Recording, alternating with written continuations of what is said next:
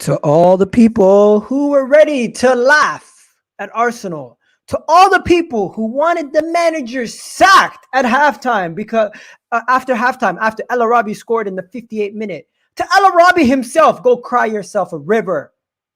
Arsenal 3, Olympiacos 1. Let's get this show on the road, ladies and gentlemen. We're going to be doing the match reaction and player ratings for today's Europa League first leg tie versus Olympiacos. We're going to get into everything. We're going to get into all the details. Not today, El-Arabi. Not today, El-Arabi. Now, people in the chat, let's talk about Mohamed El Pirlo, screamer. Let's talk about Odegaard, screamer. Let's talk about the header from Gabriel Magalhaes. Let's talk about the fact that people were mad that Pepe didn't start, mad that Gabriel didn't start, but Willian put in a masterclass. Altogether, I'm gassed about today's win. I'm gassed that the tie is pretty much done and dusted. I'm gassed that we won this game 3-1. I'm super gassed that everything went the way that it did. You know what? We won it in Athens. We move on. We keep it moving to the next tie, the next leg, the next game versus Spurs. Whoop their ass in the North London Derby. We're going to whoop your ass in the North London Derby. We're going to whoop your ass. We're going to have Aubameyang, Saka, and these guys running you guys out the Emirates. Let's get ready. Let's go. You guys already know what it is. EGTV. Let's get it. Bang.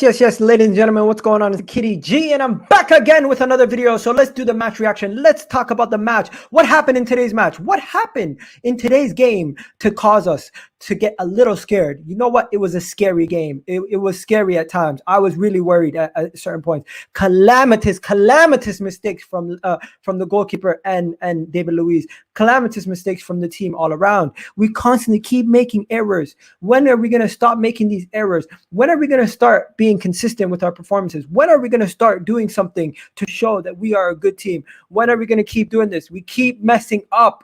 It's annoying. It's super annoying. But hey, what are you going to do? Let's get started, ladies and gentlemen. Let's get into it. Today, Willian, masterclass. Mohamed Elneny, he only scores screamers. Odegaard, what a goal. What a goal from Odegaard. Did you expect that? I did not expect that from Odegaard. I did not expect that from him. I did not believe my eyes when I seen that goal go in. On top of everything else, let's get into it. Let's get into it. What happened? What happened today? What happened today? People, did Martinelli start? No. Did Pepe start? No. Did Ceballos start over Saka? No. Did Cedric start? No. So how did we win with all these players that everyone keeps saying need to be dropped? We won it because of individual players picking us up and carrying us through the win. We won it because we were better than them today. We won it because we showed the heart and the compassion to win this game. We were better than them from start to finish. We were just not clinical. Today, at the end of the day, we got the goals that we needed, and I'm gassed. I'm super gassed. And you know what? I thought Odegaard's first goal, opening goal, was absolutely stupendous. I thought that goal was beautiful. I thought we couldn't have scored a more beautiful goal than that goal. Wow. Wow. I was so happy with that goal. I don't know about you guys. Then you go to the next part. It was just crazy. But yeah, let me bring the panel on. Let me bring some of the guys on. So we got Sahal, we got JP, Yo. we got Josh. Josh predicted a 5-0. Yo. Yeah, Yo. Guys, you guys gassed? What do you think of Odegaard's goal, guys? What do you think of Odegaard's goal? Quality. Gas. Mate. Gassed? I was Quality. goal. Quality. Okay, let me go to Josh first. Josh, what do you think? Listen. All right, I told you, man. Yeah, Odegaard will score. What happened? Listen, top wins. Yeah. Oh, I'm gassed, man. I'm gassed. Listen, Odegaard. Yeah, I'm telling you now, he is better than Dele. He is better than Dele. I'm telling you now, bro. I'm telling you now, way better than Dele, bro. Listen, Yo, Matt, where you at? we're gonna pass, brother. Listen, we're gonna pan them. 5-0. Listen. bring the derby, bring Son, bring Kane, bring them. Listen, I'm ready for Tottenham. I'm ready for Tottenham. I'm ready for them. You're ready? I'm ready. Josh is ready. I'm gonna pan them. Josh is ready. Josh is ready. Jess, what are you saying?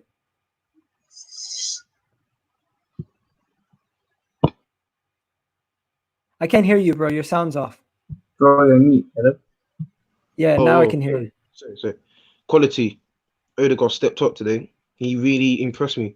He literally showed us today why he came to Arsenal. He already made the impact. So I'm very happy he got a goal. And that was a very good finish, in my opinion. And if he continues like that, then I think if he continues like that for the rest of the season, I think we can possibly see him as a permanent signing for us. And yeah, got the result we needed. Bring on Tottenham. Tottenham is going to be a crucial game, but I'm confident we can get a result against them. But 3 good goals today, like Odegaard, brilliant, and Gabriel, what a header. Willian with another assist. This boy has just overturned him. Like everyone now, Willian's just improving. I'm very happy that he stepped up now. And Gabriel, what a header. He was my man of the match for today. He was very solid in defense today, and he deserved the goal. And Elneny coming on, just killed the game. Brilliant. Another strike. Everyone was so worried that Elneny came on, but I'm happy that he came on and he got his goal. Now, it's just Hybrid Gamers in the house. What's up, Hybrid Gamer? Hello? Can't hear you, bro. Hybrid Gamer. Okay, sorry about that. Just continue. No, that's fine. But yeah, with that, now going towards next week at the Emirates, I'm still expecting us to at least get more goals because Olympiacos now have to score 4 goals against us in the Emirates to go through. But if we can score goals in the Emirates, then we'll feel comfortable. And I think with now Tottenham next and then Olympiacos, I think we will have a good chance of getting the result we need. So I'm happy with today's result. But yeah, yo, what's good, Hybrid Gamer? Hybrid Gamer is gassed. Hybrid Gamer is gassed. Show the people why you gassed, bro. So happy, bro. I mean, oh man, what a goal, bro. Yeah, what a goal. Honestly, it's nice to have you on, man. Oh, thanks, man. It's only because I've got some the tech ain't the greatest, but me and you have got the best smile on YouTube, bro. Let's go. Oh, yeah, it's delusional. No wonder the dislikes. Yo, okay. Now let's go to Sahar. Sahar. Guys, what's going on, man? Where's the energy? Where is the energy? We have the energy. The energy's here for Mohamed El Pirlo.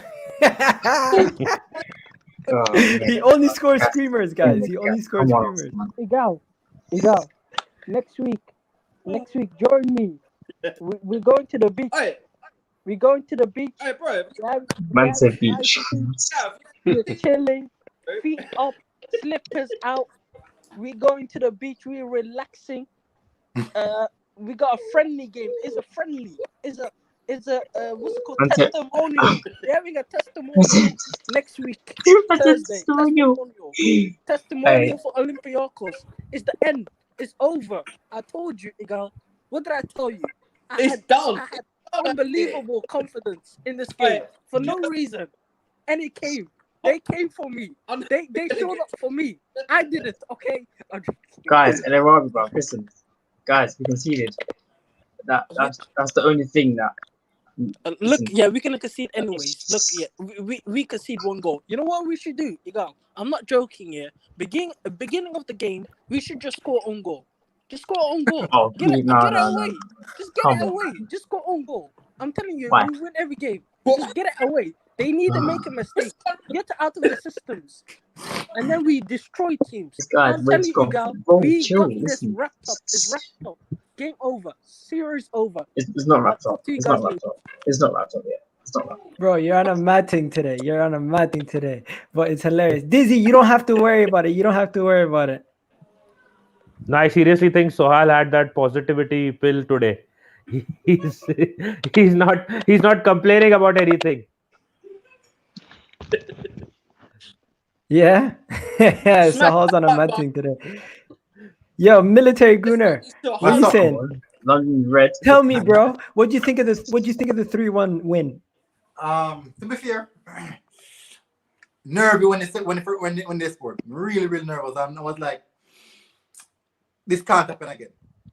This can't happen again. There's no way this can't happen again. And then now we want a goal, and Mikel Arteta is bringing on Elneny, and I was like, I'm a massive big Arteta in fan. Big Arteta in fan. I was like, this guy is taking a piss out of the fans.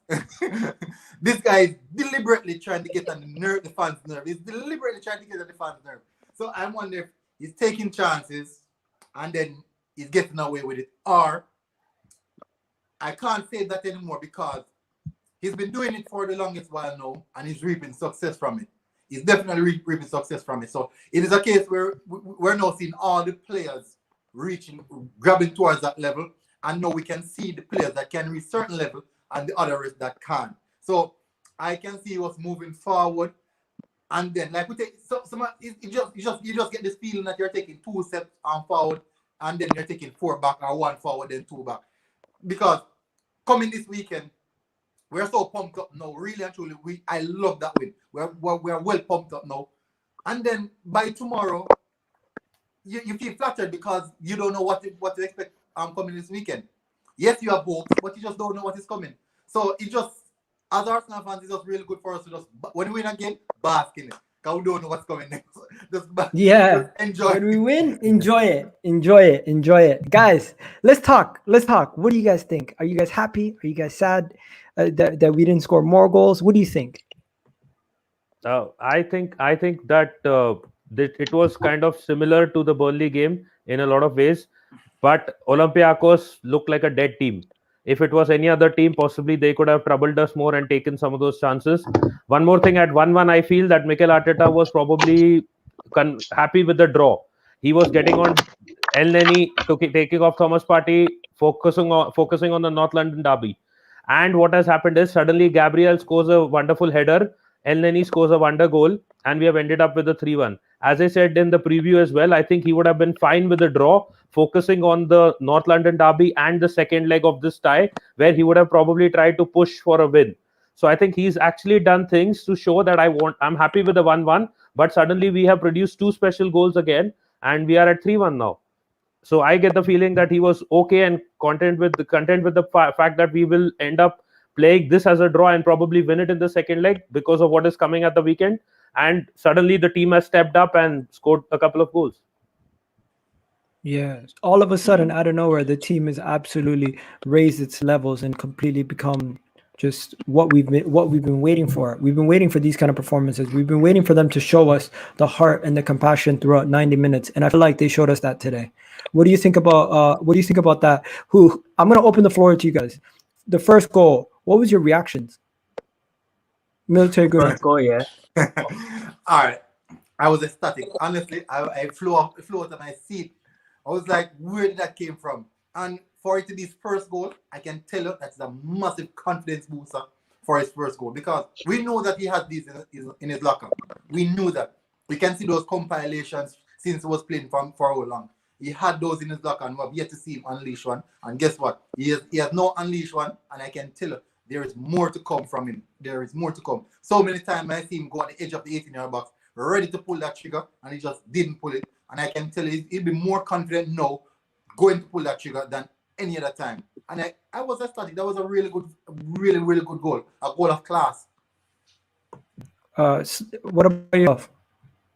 Well, till that point of time, everyone, like, we have some Arsenal chats going on around as well. Everyone was frustrated with how Odegaard was giving away the ball, and we thought that he got lucky. And if he did not start improving his performance, he would probably get a lot of stick on Twitter and other platforms. And suddenly, boom, he just scores a wonderful goal, and then everything changes from that point of time.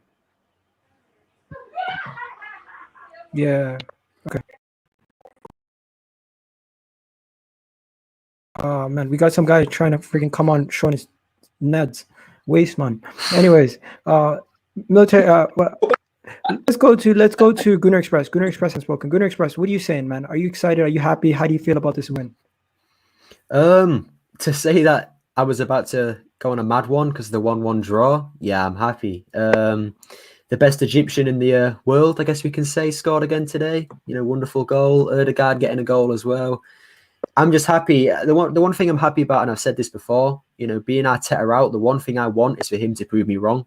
Like, I'm not here to hate on him and get him sacked and this and that. I just want him to prove me wrong. And he did today. You can go through my Twitter. I was roasting him. I was getting in on him. We won the game 3-1. He makes me eat my humble pie, and that's what it's all about. So I'm just happy we got the win. Yeah. Big up to you for that. Big up to you for that. Then we go to Hybrid Gamer. Hybrid Gamer, you still gas, bro. I could tell you're still happy.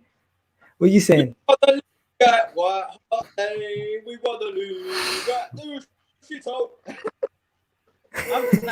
You're too gas, bro. What? This is what the fans needed. The fans needed this. And we go on to the North London derby and hopefully we smash them. Dirty spud. Let's go.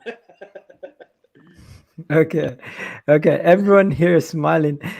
Look, Josh, Just B, thanks for coming on, guys. I appreciate it. I'm just gonna take you guys out. Do you have any closing remarks, Josh? Fuck Tottenham. All right, peace. And then Jess. Good win again.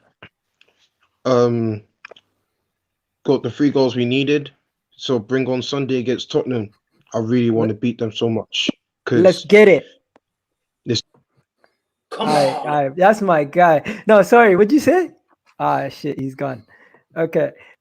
Now let's get in, boys. Let's get into it. Let's talk about this. What the hell just happened? Did we witness today a team clicking into gear, or was that just Clancy's mistakes and this was a normal performance from the team? Agent Socrates. We can have Agent that Socrates. We can have that one funny one tonight for us. What about yourselves? Let's be honest, yeah. All 3 goals are pretty much like wonder goals. Like Odegaard's was a screamer, Elneny's was a classic Elneny screamer, and the Gabriel header, that's not easy to do. The way he's curled that straight over the keeper. So No, that was impressive. some people can call it luck. I don't believe in luck in football. I think that's rubbish. It's you either play well or you don't. And obviously we won 3-1. I got my prediction right. I knew El-Arabi would score. I knew he would. And it annoys me that we gave him the goal. But yeah, I mean, like you said, I don't believe in luck. So it was a great performance, obviously. I'm gassed, to say the least, based on the fact that we finished 3-1. You guys seem like I shouldn't be gassed. The tie's done. Nah, be gassed, man. The tie's done. They've got to win 3-0. They've got to win 3-0. And unless we give them 3 goals, they ain't getting that. The tie is dead and buried. The tie is done. Like, Man United fans are just jealous because they couldn't end their tie tonight. So there you go. The only thing that I will be a bit that's true. concerned will be still is that even though if this tie is dead, the way that some of the other teams are playing, we will struggle in the Europa League as well. Yep. Guys, if you guys are watching on your computer, if you guys are on your computer, could you tell me if you can actually see the thumbnail clearly, or is it pixelated? I'm not sure what's going on with it. Dizzy, what'd you say before the game? Because Dizzy was spot on. What'd you say before the game, bro? Wait, what? What'd you say before the game? You said something before the game that got everyone gassed. Revenge, my G. So we got that. We got that today. Bro. Yo. One more thing. Oh, yeah. Someone needs to get that guy Sugar Mama on top every day. She gets everything right. You're like, she needs to keep that guy happy every time. So whenever he's happy, shit goes right. Hey, yo, Sahal, link your Sugar Mommy, man. She lit. Yo, Dizzy, what'd you think of the game? To be honest with you, I didn't watch the game. I didn't watch the game at all. I didn't watch You were the watching game. the watch along, no? The goals. Yeah, I was here. Like, bro, like I just had a feeling we would win. So like, come on. Watch the highlights, man, because those goals are incredible. You've got to see them. Yeah. You've got to see them. Nah, they can. Oh, it's just. I have a good one, scream. bro. I mean, the left foot on it. Let's talk about the goals. Let's talk about the goals. What do you think about the first goal? What do you think of the Odegaard screamer? Like 34th minute, Odegaard. What do you think? I mean, Guys, it I'm proves it, opening doesn't the it? floor to you guys. Speechless. If anyone can Speechless. speak, yeah. Speechless. No, It was a bit of a jaw dropper. I mean, they get like you see it again. The Olympiacos keeper. By the way, I thought he looked like a mix between PK and Messi, but I don't know if that was just me. But he fumbled that ball quite poorly. But I'll take it. What a goal! Yeah, he looked Alright, like he was in a circus. Yeah. All right, so let me tell you what happened with that game goal. If you should watch a replay of that goal, am I good? You hear me clearly? Yeah. All right. Okay. If you Yeah, guys we should can watch hear a you. replay of that goal. Okay, if you guys should watch a replay of that goal behind the camera behind the goal itself, you will see that the ball curved in front of him. When Odegaard take a whack at it was heading straight towards him, and then it dipped. He give a dip, and I think that was actually what caused the problem, because he did get a palm to it, but it just because the trajectory changed, and he couldn't get his full palm on the ball. That is the reason why he went in. So it was a well hit, well connected, and there's nothing. I think any keeper that would have beaten any keeper, because the direction of the ball changed right immediately in front of the keeper. And there's not much he could have done about that. Just one thing, he tried to put it like wave his hand and put it out towards the side. If he tried to push it upward, it could have gone above the goal. So I think that is No. where he could have probably tried to deflect it upwards, but he No. tried to push it Alright, to the listen. sage. And All right. This is my first year in football was keeping. That was actually what I was in keeping. And let me tell you, some of the hardest shots to stop are the ones that are spinning or waving in front of you. It is not easy when something is coming at maybe like 70 miles per hour and it is coming like this. What you're trying to do, you're trying to read its next move, and then you want to palm it to the right, to the left, or over the bar. But you could set your hand like this, and you know you're setting your hand in the right place, but guess what? The ball is constantly moving. So when you get when the ball makes connection, it could make connection right here or right here, but it won't make the perfect connection where you can palm it to where you want to. That is the complication as a keeper. Okay. When he struck the ball, he couldn't have gotten more lucky. Let's be honest. It went right under the bar. Yo, Josh, come on next time, bro. I'm just gonna keep it to a closed panel for now, okay? And then who else is this Encore guy? Sorry about that, Encore. Same thing. Samuel, you're in the dark, bro. Just don't worry. I'll speak to you next time. All right. So yeah, let's talk about these goals. I thought the Odegaard goal, when he striked it and it actually went in. Why is showing Kane? I thought Odegaard's goal, when he striked it, it came. Why you keep showing Kane? Oh, now they're showing aftv. Okay. The Odegaard goal, when Odegaard scored, did you guys think that it was just gonna go over the bar? It looked, and then let's not even talking about Elneny. I don't know. Elneny's the most lovable guy that people want out of the club, right? But Odegaard's goal, I think absolute good screamer. squad comes on at like 20 minutes. You know, we need good squad players. I think, to be honest, we're lacking at the club. I think we need squad players. You know, we're still struggling to get the first starting 11. But you know, someone that comes in the last 20 minutes and do a job, can't you? Yeah, and if we are getting Elneny on, then definitely it means that we're not trying to get more goals. We're just trying to hold out a game. Yo, So I'm torn. Who's my man of the match? Is it Odegaard, Willian, or Gabriel. Elneny. Gabriel? Elneny. No. To me, there's three candidates: Gabriel, Willian, and Odegaard. That's it. Nah, Elneny for me. Nah, Gabriel. Gabriel. What? Because of a goal? What? What else No, did he overall contribute? performance. Because of a goal? Who? Gabriel. What Elneny? Gabriel not defensively Yeah, was what good. else did he contribute? Gabriel defensively was good. The No, I'm people in the talking about chat. Elneny. No, I'm talking about Elneny. How can he Oh, be man Elneny. of the match? What did he contribute? I never put Elneny in there.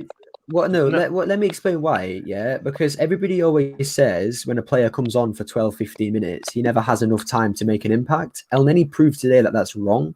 Also, if you actually watch his performance again, he defensively was much better. You know, they were trying to push down the middle. He just didn't let them do it.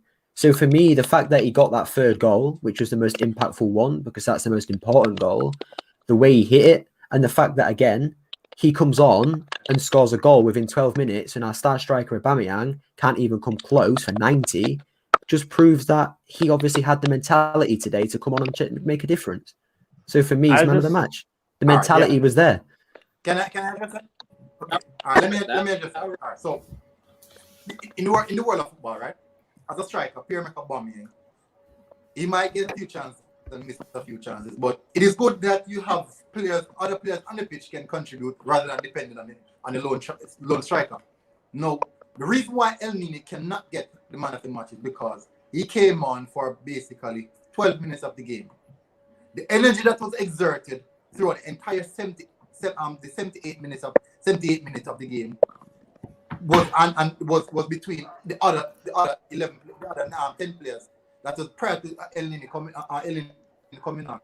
Now, the most crucial goal in the game was actually the equalizer. That was the goal that get us the momentum to get in the game and drive us through. Not the equalizer. The second goal for us. Gabriel. The header. The second goal. Yeah, the second goal was the header by Gabriel. That is the most crucial goal. That is the most crucial goal because that goal gave us the confidence that we can now move on and dug in and go further in the game. No, Gabriel was quite poor before that. Shout out though. to Winner World Discord. He put on a performance. He put on a performance. He came on. He impacted the game. No, just wanna. It wasn't. Gabriel was poor. He was poor before that. Commanded the defense line. No, just wanna add. He wasn't good. Is military gunner lagging? I guess. No, you can't say he was poor before that. I can because he was poor. What do you judge him to say he wasn't good before His that? classic rash tackles that he's been putting in since he's been injured. He got the yellow card, and a lot of people, and I see a lot of people saying on Twitter and stuff saying he's going to get a red card. He's rash. He needs to get him off. Can you just share the tweet that I just put out? It has all the stats that Gabriel had today. I just shared a retweet. My phone is. I mean, at the end of the day, you can say can't do that right now. You can share your screen if you can. What did the defenders actually Hybrid have to Gamer, do? have a good one, bro. What did the defenders have to do? It's I for me. just put it in the private chat. Let me tell you. It's Odegaard. Let me explain it to you, Good Express. This is what happened. Listen to what I'm saying. You see, if you should follow the football Twitter, you will kill every manager, you will kill every player.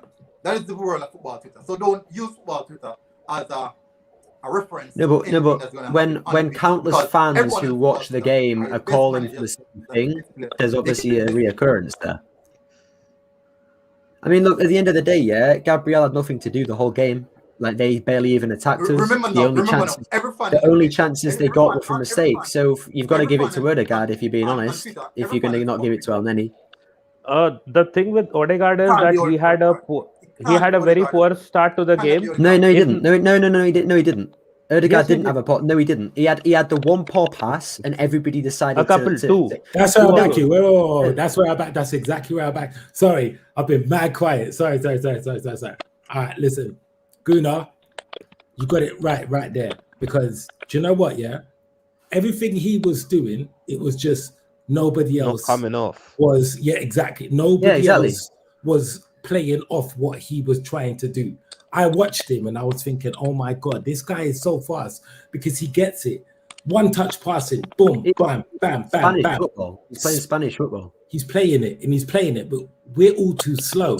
So you got the Jackers, they're taking the 2 to 3 touches. Luis took about 10 touches on before he even sprayed any of his chances. Like, I didn't understand. Like, why are you not playing fast? I know we're away from home, but at the same time, play it fast. These men are, you can see that Socrates has drilled them and told them, listen, this is how you defend against these guys. All it was, the last couple of minutes, like we blitzed it away. But yeah, either way. No, but one more thing I just want to quickly add to that. See, the thing is, it doesn't matter how good you are as a player, as an individual. When you're playing with people like Saka, when you're playing with people like Partey, you need to play with them in a way that the ball should reach them and it shouldn't go to the opponent and they should convert and score. Now, the thing is, no matter how good he is, if he can't link up with his teammates, then what's the point of being that good? And if he was that good enough, Real Madrid would have kept him in the first place, not trying to sell him to Real Sociedad. So he needs to adapt in a way that he needs to understand that I am playing at Arsenal. I need to also play in a way that my teammates link up with me and we push forward. Like he said, Socrates, we know that he's drilled like how to defend against Arsenal because watch Saka today. He had 2 to 3 defenders on him at all times. Socrates is telling them they're going to play slow, sit back, low line. They're not going to do anything. Odegaard's fast movements is how you win football. You remember the best team to ever grace the planet, apparently, which is the tiki-taka Barcelona team under Pep? Quick, fast football. Slow football gets you nowhere. Slow football is what Burnley, Stoke play. Exactly. You want to be relegation zone, you play slow football, but that's not me. I want to play fast, quick football, and Odegaard brings that. So for me, Aubameyang, Willian, all these players need to adapt to him because he's the future. What even makes it worse is even when Emil Smith Rowe not came Aubameyang, he's the future. Emil Smith Rowe came on, whatever minute he came on, right? He did the exact same thing, just one touch football. Just nobody else was on his everyone else is tired now. They're just done out here. Like one time, and I don't know. I'm the kind of guy I've seen a couple of these Arsenal training videos. Like when they're in the training and they're doing the rondos and they're the man in the middle when they're passing it, nutmegging everyone and da. They do that, right? They know how to do one-touch football. I do not understand why when it comes to a match or they're taking... You know why it is? 4, 5 to 6 touches. You know why it is? It's comfortability and understanding that you have comfortability around you in your surroundings. If you didn't have the pressure from your teammates and the manager constantly telling you one touch, because they don't have that. They don't have the people around them leadership around them to tell everyone you have to do it this way. That's why Saka will take an extra touch. That's why you'll see Elneny take 5 touches. But it's because how they're trained though, Miguel. But trust. If you see Leeds, look at Leeds. Yeah, they do a training. They do a training technique where Bielsa and his coaching staff stand around the pitch and they have to play. I think it's like a 5-a-side. And they're screaming at them, telling them what to do, and it puts them under pressure. Xhaka can't work under pressure. We know this because he makes mistakes. Ceballos can't work under pressure because they make mistakes. Leeds players. I'm not saying that Arteta has to sit there and scream at them, but they need to learn how to deal with pressure because their mentality is weak. It's we can just play around with the ball for 20 minutes and not lose it. That's not going to happen, and we've seen that how many times. All right, see, this is where not disagree, right? Yesterday I was on here, right, and I said that I think that we should play Gabriel. I said that I think we should play Ceballos, and I think that we should play Elneny, and I said it, right? These might actually, other than the Ceballos mistake, don't get me wrong, that was. No, continue. Sorry. Cool, safe, cool, but other than the mistake that Ceballos made, I don't think he done anything wrong. No, he didn't. He was all right. Oh no, Obviously- I wasn't talking about today in the pressure thing. I was mainly talking about Benfica. To be honest, I don't think he had any issue in today's goal. I thought that was Leno personally, but I thought that was Leonard. yeah, that one was Leno. I thought David Luiz and Leno were both comparable. No, they're talking about the For goal. me, the goal for me. Olympiacos goal, yeah. I still think it was a Ceballos mistake. It's don't get Ceballos me as wrong. well. No, it's It's Ceballos yeah. as well. but It was the first touch, yeah. you look- It's not But even. this is It wasn't. this is what I was trying to say. I don't It even wasn't think he even- called. Tobias didn't even these call were- for the ball at the end. No, It he wasn't didn't. He even. didn't. It wasn't he didn't, even. he didn't, just yeah. his first But the touch, thing though. is, yeah, this is where I get pissed off because we know these men practice one touch, two touch football. Like just the second you get it, just spray it off to the right hand side. I don't even Like, think that's- that wasn't the only error though. That wasn't the only error. Well, listen, when you play football, your coach always tells you, come to the ball. The ball was coming. He didn't go to the ball. He waited for the ball to come to him. Of And course, that's why yeah, he got yeah. caught. So you never wait for the ball to come You to don't you. Yeah, ever yeah, wait for the I get ball. that. Yeah, of course, of course. So the time you're waiting for the ball to travel to you, there's two men crowding you. They're coming for you. But do you not see it? Like you see the second when he made that mistake, the only Yeah. reason why is because he tried to do a dumb touch. Yeah. It's only because he tried to either not make the He person. does that touch that he does all the time Exact- to get that past the little- the 1-2 inside. That little pirouette does, thing yeah. he does. I don't get it. Like, why do you Yeah. do that? Like, sometimes you can just spray it off one time. I don't know who was on, so it would have been his right hand side. Like, that would have been Louise, isn't it? Someone was there. I can't remember who it was. but Someone was there anyway. Like, just one touch, Guys. just spray it off to it. I That's think like a could be counter-attack Tini. straight Guys, away. when you look back at the Burnley game and you look at this game and you look at every game this season that we played, we are our own worst enemies. When we play, we actually are playing better football than we were on the back end of last season. I genuinely believe. Since the Chelsea game, we have been playing better football. We haven't been as dread as what people are making out to be. We are our own enemy. We are. 100%. Like most of these teams that we're losing to or we're 100%. drawing against, they're not even creating against us. They're not doing anything. They're not.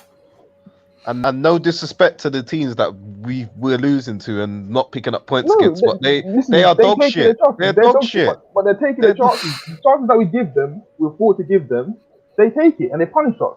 It's like earlier, I put on a tweet when we missed those chances when the Aubameyang, the few chances that we had earlier, the Odegaard one. I'm saying, man, I'm sick of this. Like, why can we not be clinical?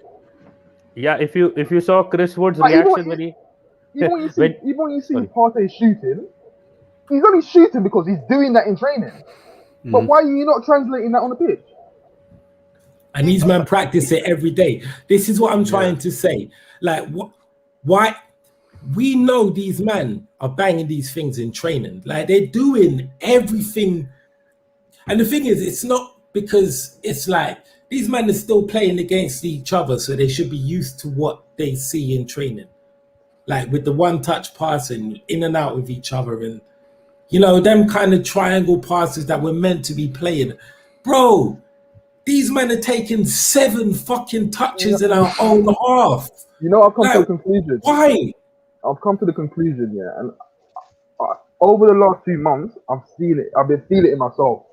I'm not getting so angry anymore. Like, I'm just turned off and it's just like, it is what it is because yeah, but they're bro. What I'm seeing now is these men don't acknowledge where they are. They don't acknowledge the club that they are playing for. Yeah, I get They don't respect the badge. They don't. Have you seen the video going around? I think the Champions League put it up, but someone basically said it's an education video. But I have to see your face before you jump on because some people are trying to do some dumb stuff. It's about Vieira, right? And a lot of people say this, like, oh yeah, these certain players are better than Vieira. No, Vieira. Like you look at these videos, right, of Vieira, and you think, why?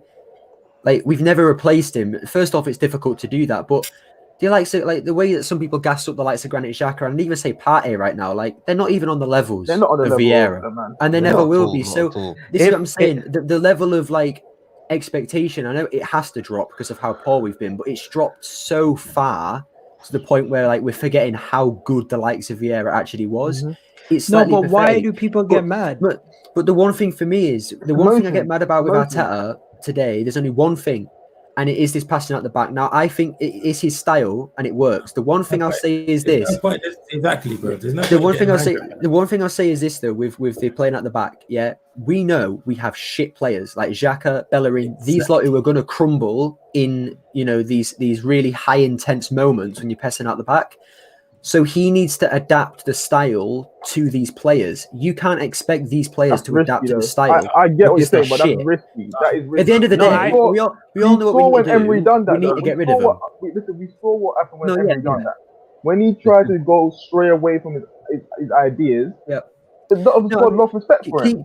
Keep to it. But I mean, like, so for example, if Leno, the only person he can short pass to is Xhaka, boot it long.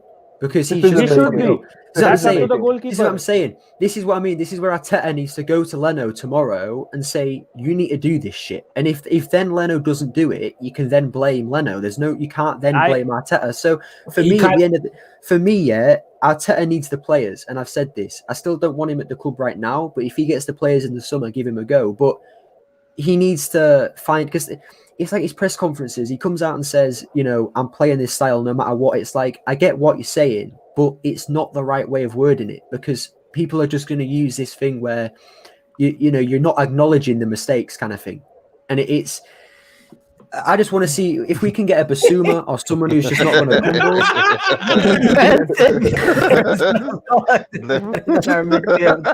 Bro, I'd take his left bollock, bro. I'd take his left bollock and Xhaka right now. We are our own enemy, brother. Yeah, Santa Claus football. We don't get to the semi-final. It will only be down to our own downfall. It won't be because teams are whitewashing us off the field and just putting us under pressure, dominating us. It won't be because of that. It'll be because of individual mistakes. And I said it before when the draw was done. Someone said it will be Saka or David Luiz that will cost us in the game. And I said no. You know what? I agree with you that it will be our own fault, but I guarantee it won't be them two. It'll be someone else. Someone else will be like, no, it's my turn to do it. And we've seen in the last 2 games, it's been Odegaard count on it. David Luiz made the mistake. Odegaard nearly done the same thing too. Yeah. Like, don't forget the first half, he's done the same thing. Dumb passes. But boy, listen, like I was saying, that guy just plays one-touch football.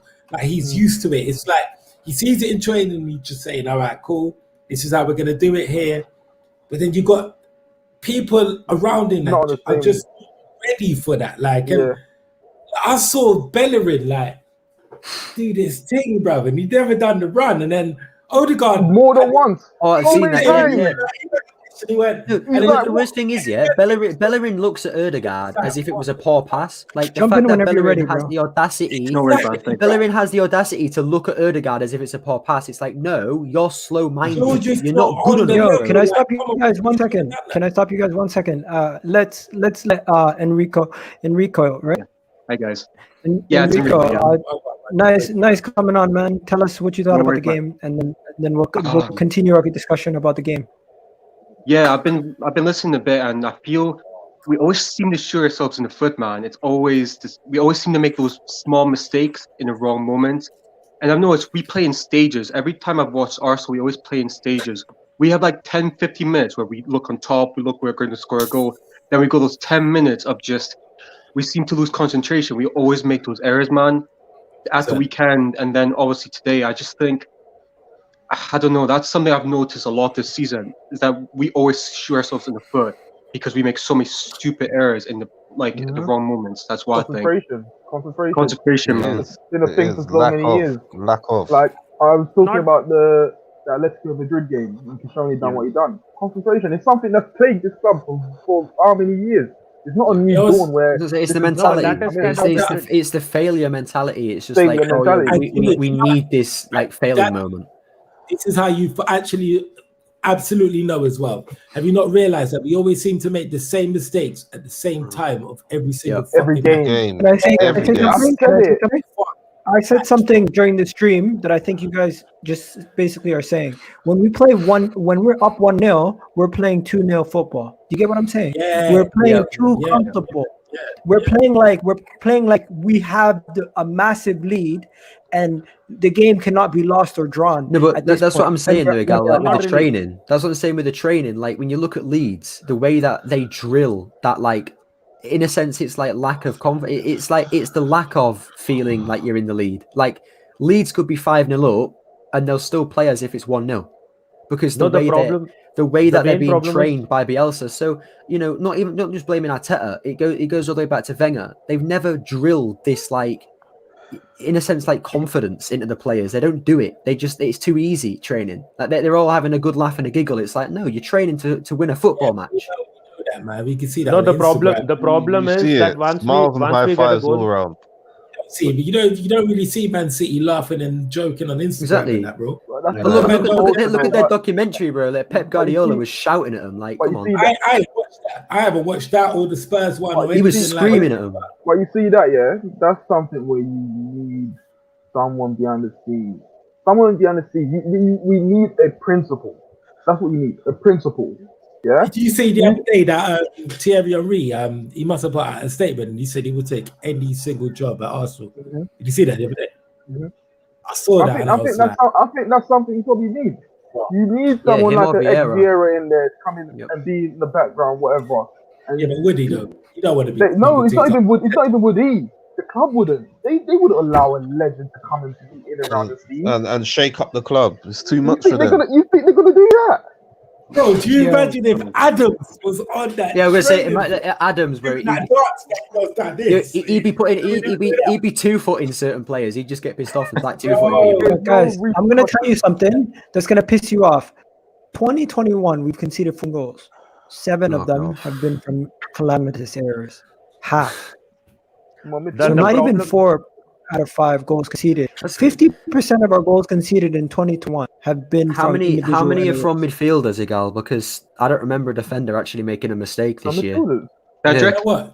Do you know what? It's not even that. It's like not even that. It's all right. So it'll say that that's a mistake, bro. Take 2 or 3 passes way before that, or when you can see somebody's out a phase of play, bro. Every single one is our mistake. Well, the one I remember is the Smith Rowe one, the penalty with Benfica. He could have cleared the ball so much easier, and he played out for a corner. Exactly. So that won't go down as a mistake from Emerson Rowe. Oh, well, for the handball, yeah, actually it will. But the eye tells you. But the eye tells you. That's what I'm saying. You have to use the eye. It's not always about the stats that are coming up. You need to look and see what these players actually do. Guys. Even hold on, because even from at full, we say Saka. What was it? 7 after the Burnley game. It was 7 or 8 mistakes he made. But you made him leave. You made him leave. If you actually watch the guy's gone. It's more than 8. It's actually more than 8. Because they didn't lead the goal. It just never got a goal. Yeah. Or it was the touch before the other person fucked up before that. Or it was always something.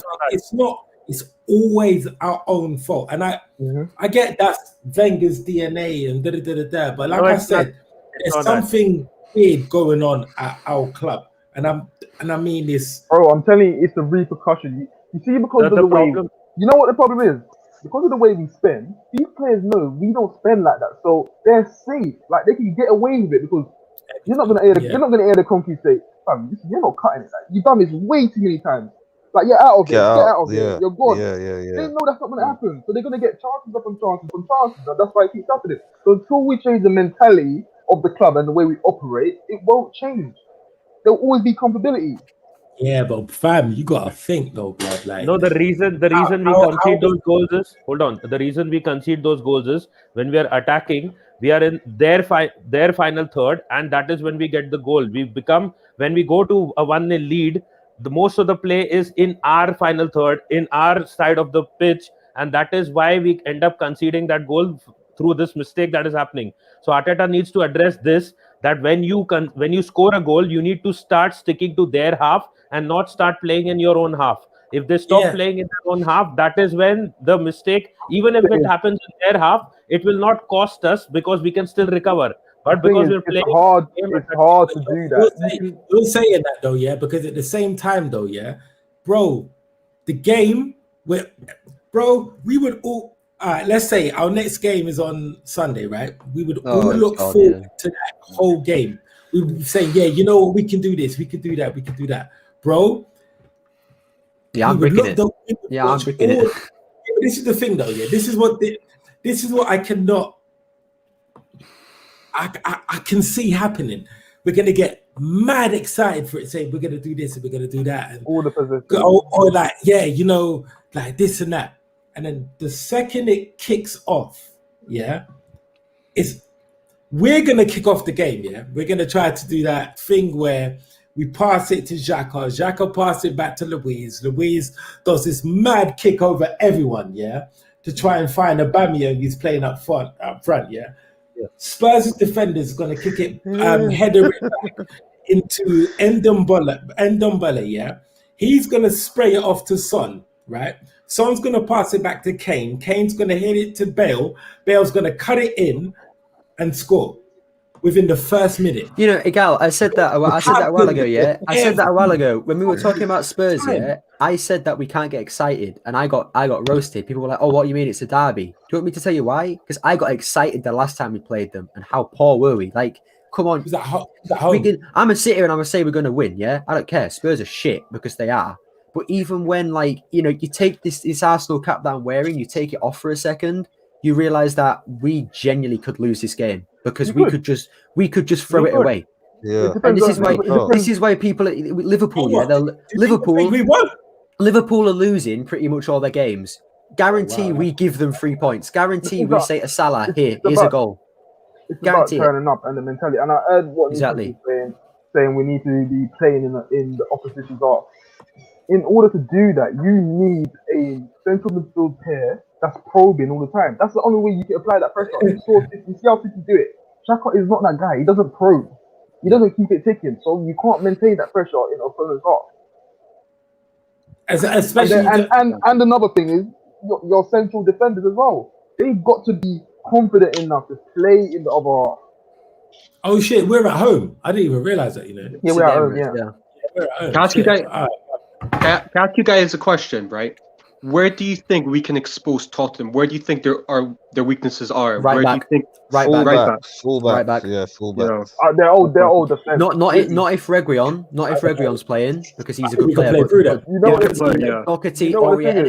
If Sanchez, Davinson Sanchez, bro, because the way that he defended against City, mate, Saka will rip him up. Genuinely, he will rip him up. The thing is, yeah, even the way to upset the Spurs defense, your striker's got to be willing to fight. Yep. It's not all about being pretty and nice. You got Aubameyang's got to do the dirty thing.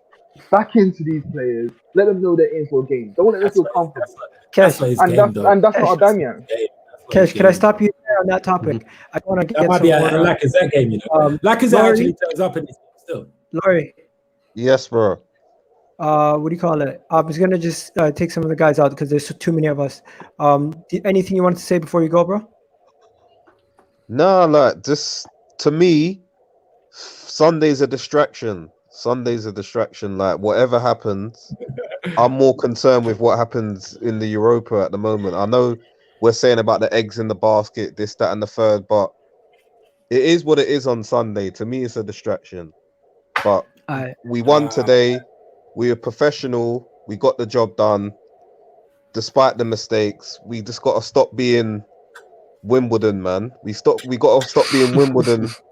It's not SW, whatever it is. We make more unforced errors than Wimbledon, man. Seriously. If we can get iron that shit out, then we can press on, man. There you go. Big up to everyone. Peace. Big up to you, man. Gio, talk to me. You've been patiently waiting. Man, what a good performance by your team, man. I told you if you guys came out like that, you would do that. And we got a good performance with my team. So I'm happy. Good draw for Milan, man. Yeah, good draw for AC Milan. Yeah, we had our. You should have won that. Yeah, but did you guys see Frank the Tank Kessie right there? Yeah, a good goal. You see 2 years ago. 2 years ago, we were supposed to exchange him for Torreira, and every Arsenal fan said, "No, Kessie's trash." See what you missed out on, Frank. Yeah, but he wasn't. The thing is, he stepped his game up to a complete different level this year. 100%. That's what I'd say. 100%. What's wrong? What's wrong with my name? What's wrong with my name? What? What's wrong with Go my cry. name? What did Ram say? Go cry. No, Ram, Cry. Ram said, what's that? Your name, Iga? What's wrong with your? Yeah, it's showing Wait, as go Ram, cry. tell me, Rob. Go cry. El-Arabi. El-Arabi can go cry, man. Bruv, And only yo, by the Arsenal way, can Socrates create today 2 goals for was that guy, bro. Socrates was amazing today. But before we Yeah, he go, was good. He Gio, was thanks good. for coming on, bro. Thanks for coming on. Appreciate Can I- it. Of course he was Oh. good. It was a training game for him. What do you bruv. say? Like, What'd you Oh, say? yeah, yeah. What'd you say, Joe? Oh shit! Look, What man, happened? look at Ram right here asking Look these. at Rams. Nobody gets the number 3 except if it's a Maldini. He already knows the answer to that question. So the next one that's gonna get it is probably his son.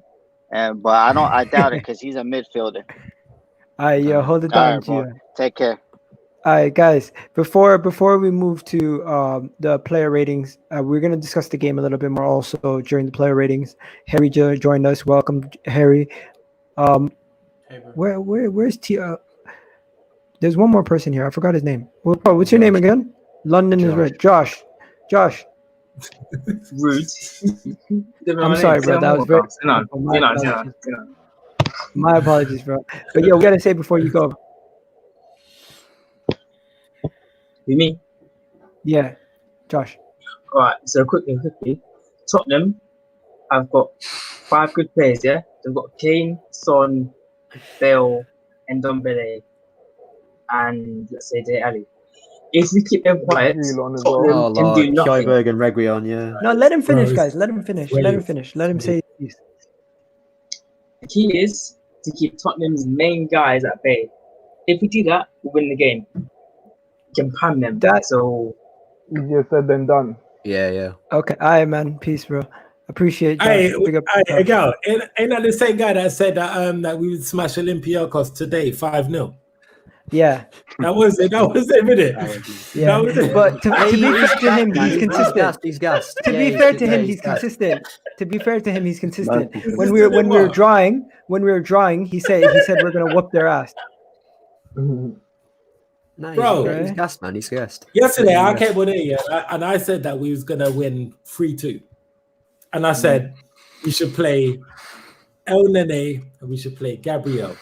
I said 2-1. Holy shit, yo! Why the hell do I have 18 dislikes? Yo, people are haters. Anyways, keeping it moving. First thing first, Harry, welcome. And what'd you think of the performance today?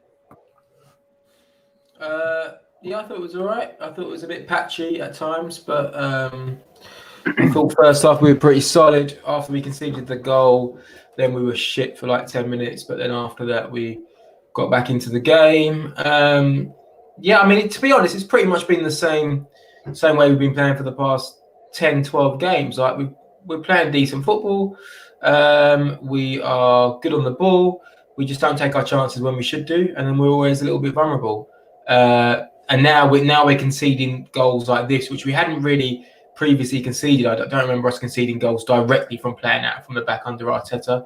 Maybe it was a bit later on in the possession phase, but now it seems that we're conceding goals straight after Leno passes the ball to someone. So a little bit worried now, because when those things start to sink into your psyche, you know, and everyone starts talking about it, and all the media start getting on Arteta about it, it just becomes a thing. It like dominates press conferences, and then the players become even nervous about it. So I don't know what we do against Spurs in terms of how loyal we are to that system, but overall happy with the performance. I thought everyone played pretty well.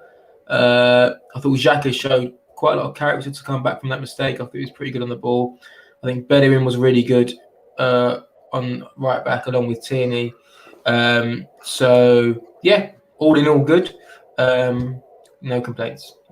Yeah, and I love the Xhaka. I love the Xhaka Defense League. I'm sorry, bro. I'm just gonna continue with the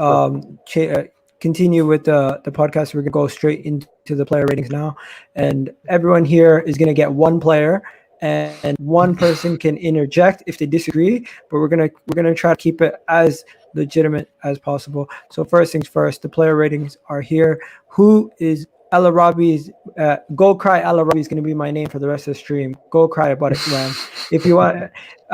Now, Now, Leno, what did we think about Leno's performance overall? Did we and who want to take this one? Open the floor to anybody. Why don't you? No one? You tell people who they got. It's going to be easy that way. Yeah, I'll go. Nitish. Nitish, Leno is yours. What do you think of Leno's performance overall? Do you feel like he was at fault for the goal? And what were you saying? Overall rating.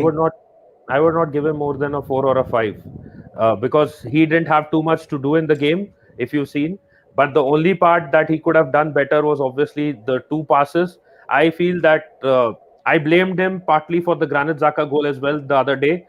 He needs to understand that he can do a lot more with his distribution if he actually plays the ball long when the opposition attackers are in the box. He needs to spot that pass and predict a bit more or a bit better. That is why there were these debates going on between Martinez and Leno. And finally, I think so again, I do blame Leno for, again, the goals that are conceded. And I say that he gets a 4 from me.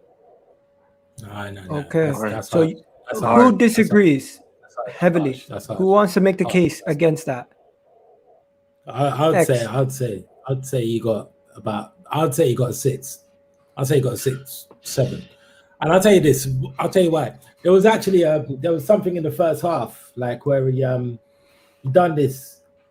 Somebody shot first time at him, but it was I think it was the Odegaard. It was the Odegaard where he passed it back to somebody, and then there was I think it was El-Arabi. El-Arabi. And then he shot first time. Leno made it look easy. That wasn't easy, bro. Like, because he could have guessed, he could have tried to guess a certain way. And he just, I don't know, he made it look easy. It just wasn't easy. And there were things that he made look easy in the match. It was only that stupidness. And I blame Ceballos for that mistake. So I give Leno 6. I give him a 6, 7. Okay. So to be fair, people in the chat are saying they're not actually giving ratings. So I was gonna let them be the tiebreaker. Is it a 6, 7, 5, 4, whatever you want to give him? You give him. But right now we're split between 5 and 6, right? So we're just gonna move on and we're gonna keep it 5.5, just to be fair. Now moving on to the next guy, Hector Bellerin. I'm gonna give Hector Bellerin to you, Gunnar Express. How did I know? I give him a 5. I thought he was average. Not that that's a bad thing. You know, I thought, let's be honest, what did he actually have to do defensively? I might have to go because it's too late for me to start getting wound up. Harry, I know you're a Bellerin sexual, yeah, but what did he actually do? Don't call people that, what man. Did That's he not do? nice. What did he do? Like, defensively, yeah? Defensively. Guna Express, no, wait. Guna Express, I'll be respectful to you, but we're not on Twitter. So when you say, you know, a Bellerin section, we're not on Twitter when people go, my manager. You can't just protect a player every single time. At the end of the day, yeah, they play poor. 1 second. You just said I don't mind the ratings people give. What I don't like is bias ratings. So we've just biased. You didn't let me finish. So no, I didn't let you finish because when someone talks with such a biased opinion, it's really hard not to interrupt. And I'm sure you're just going to go on to slate Bellerin rather than. I'm actually not, but yeah. You just give him 5. You just give him a 5 out of 10. So what are you going to say positive? Okay, so let me explain. It's an average performance. He didn't do anything defensively because he didn't have anything to do. So I'm not going to give him an extra rating for having nothing to do. And going forward, right, 1 or 2 decent crosses, but what else did he do? How many times did he stand there while Odegaard goes to pass him the ball, and he looks at Odegaard like, "What are you doing?" He stood there about 3 or 4 times and did that because he's not quick enough. He's not good enough. Yeah. At the end of the day, Bellerin wasn't bad. Like, it was a good. Bellerin was good. It was his crossing was shit. Did you watch the game? His crossing was shit. Did you watch the game? How many assists did he get? How many assists did he get? Give an expression. Tell me when you're finished, so I can carry. Tell me when you're finished. How many assists did Bellerin get today? 0. So how can you say his crossing was good if you don't get an assist? Like, at the end of the day, yeah. For me, for a fullback, it's about assists and defending. Defending, he had nothing to do, and crossing, it was all right. But did we score from it? No. And again, how many times did he stand there and look at Odegaard when Odegaard's trying to play him through? How many times? 3 or 4, maybe 5? Guys, wait, hold on. He's too slow. Just to make it clear. Wait. Let me just make it clear. Harry, let Harry respond, please. Harry, go ahead. The floor is yours. To be honest, I think any defense will just be flawed, but due to Goon expresses logic on how you judge a good performance by a defender. So, I mean, honestly, there's no point me even getting into it why I think he had a decent enough game. But when sorry, I forgot the gentleman's name. But when you gave Leno a 4, you guys all came out to defend Leno to say no, it's really, really harsh. You know, it's a 6. When you could argue that Leno made a fatal error to a goal, which on any other day could have maybe seen us in a really vulnerable position for the second leg. Yet we're gonna rate Bellerin, and we're saying that he's a 5 because he didn't get an assist. I mean, so honestly, there's nothing I can say to make you be more impartial and objective. But this is a problem I have with these sort of discussions on football, on player ratings, because it just becomes personal. You know, when you say he was just standing there when Odegaard had the ball. Yeah, you know, he did. Yeah, okay. I mean. Can I say one thing? If your rating on today is a 5 out of 10 for Hector Bellerin, I would urge you to watch the game again. I'm not saying Bellerin was amazing, and if you're rating a player simply on how many assists they get from fullback, No, that's not the case though. Like you can have 260 crosses a game. If you get no assists, who cares? No one. I know cares. That's not totally down to him.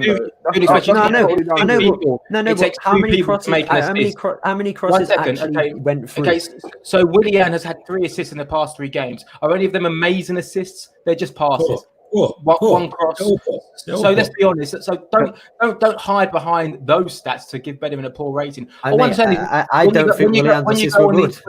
When you go on these shows, you've got a great chance to give objective football analysis. Egal gives you a platform to give a respectful and fair rating. And all you're doing by going 5 out of 10 is basically saying, I'm giving my opinion. Yeah, I'm giving my opinion. Yeah. No. What you're saying is I'm giving my opinion. You can't get rid of your dislike for someone, and you're showing a lack of football understanding. No, I'm not. I'm giving my opinion. 5 out of 10 because he stood still, and he was like, "Come on, Odegaard, what are you gonna do?" Because he stood still. It's madness. It's madness. Yeah, you know what? Can I jump in 1 second? Yeah. Can I go after you, bro? If that's good. In terms of like what a right back does, and like if you compare him to his left side, which is Kirintini, yeah, you can obviously see that there are levels between like absolute levels. He is not a good right back. I was trying to determine, like, are you backing him or are you? No, but we're talking about today. We're talking about today. We're talking about today. But even today, though, like you can see there are levels. There is levels. No one's denying that. I'm saying that I thought he was a 6 out of 10 today. But look, I think he was a 6. I don't think he was my thing is this, yeah. My thing is this, right? Bellerin for me was worse than Tierney today. I give Tierney a 6. So how can I give Bellerin a 6 or a 7? You can't, because I don't think I think Tierney was better. Do you know what? That's Good Express. That's fair, but I'm just looking at all the ratings on all different media outlets, and everyone disagrees with you in terms of those. And of course, it's just your opinion. Well, they can. I don't care. I know you don't care, but what I'm saying is just be objective. You've just defended Leno. You've just defended Leno, who I made didn't defend that. I didn't say anything. What did I say?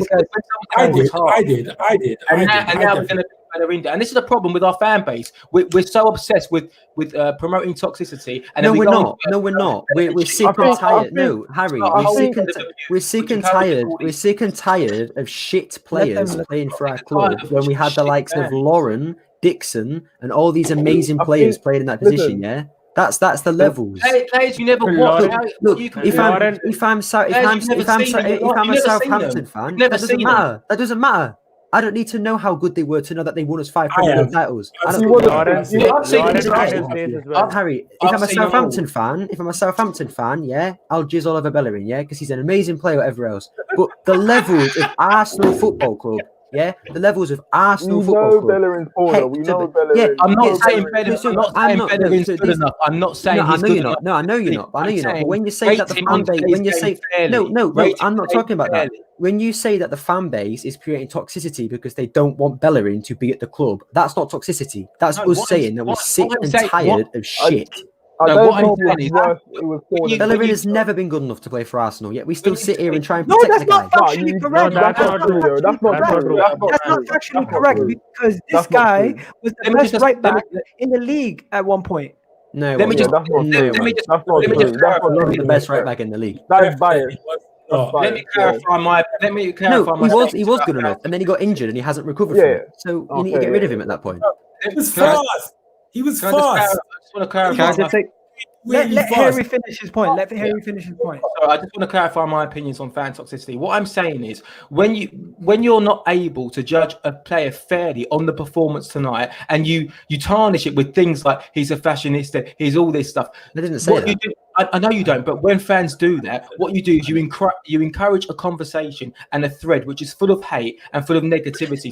So when younger fans who aren't able to analyze a game fairly, they go into the stage and they start shouting off abuse, and that's how it all begins. That's what I'm arguing against. And by you giving him a 5 out of 10 today, it's just honestly, it's factually incorrect. Yeah, It might be he wasn't that. incorrect. He wasn't I'm not saying he's good enough, and I believe he should be upgraded this summer for sure. But to It go wasn't a from performance where No, but me saying, I don't know how you guys do your ratings, but This me is saying not a a fair 5 conversation. isn't me This is saying not he's a fair bad. Me conversation. saying a When 5 you- is saying he was average, which One is not second. bad. Like, I'm not saying Everyone he's is bad. People say, guys, 1 second, let me interject. When people say Bellerin has no, he's always been shit, that's not factually correct. That's absolutely just you're looking at He was average. the current player.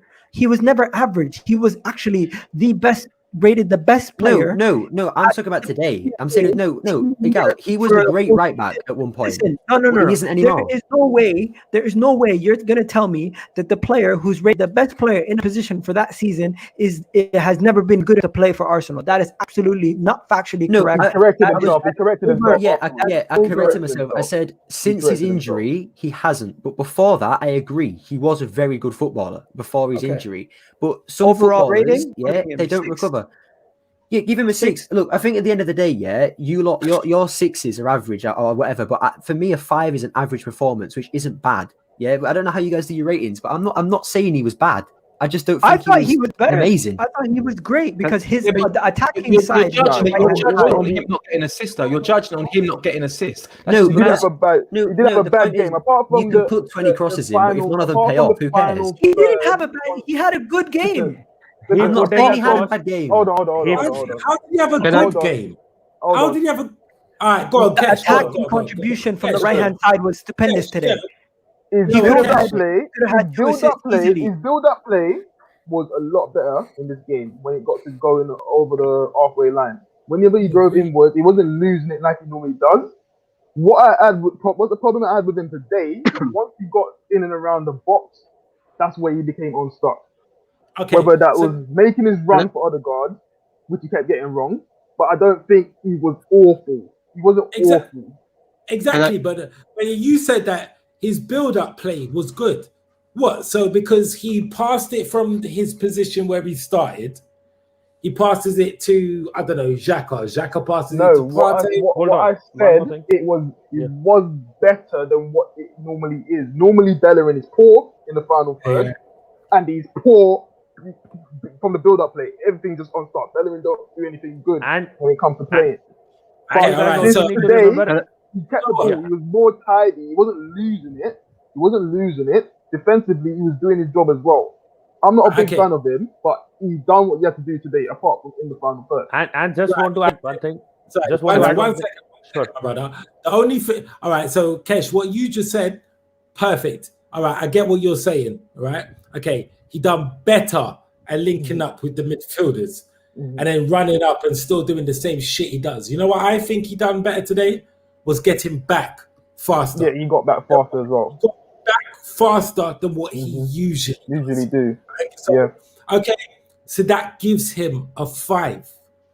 No, that's fair. That's what I Average. said. That's why. Listen, when I came back on it, I wasn't even listening to you lot. And I said, listen, everyone's gonna give their own rating. Everyone's gonna give their own rating. Yeah, no, I get what you're saying. You know what I mean? Whoever gives them a 5, gives them a 5. Whoever gives them a 6. So to clarify, you want Bellerin to get a 5, but you want Leno to get a 6. Yeah, exactly. That is the point. That was the whole point. Doesn't make any sense, but cool. Doesn't make any sense, but All right. So, okay. So how many crosses?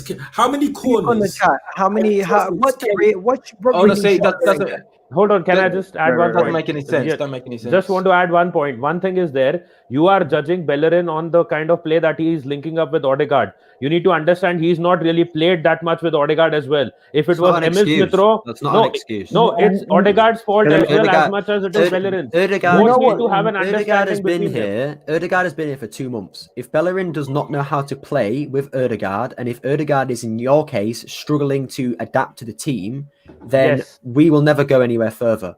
No, Because you as need I've to- said before, Can I say one thing? Guys, slow football gets you relegation.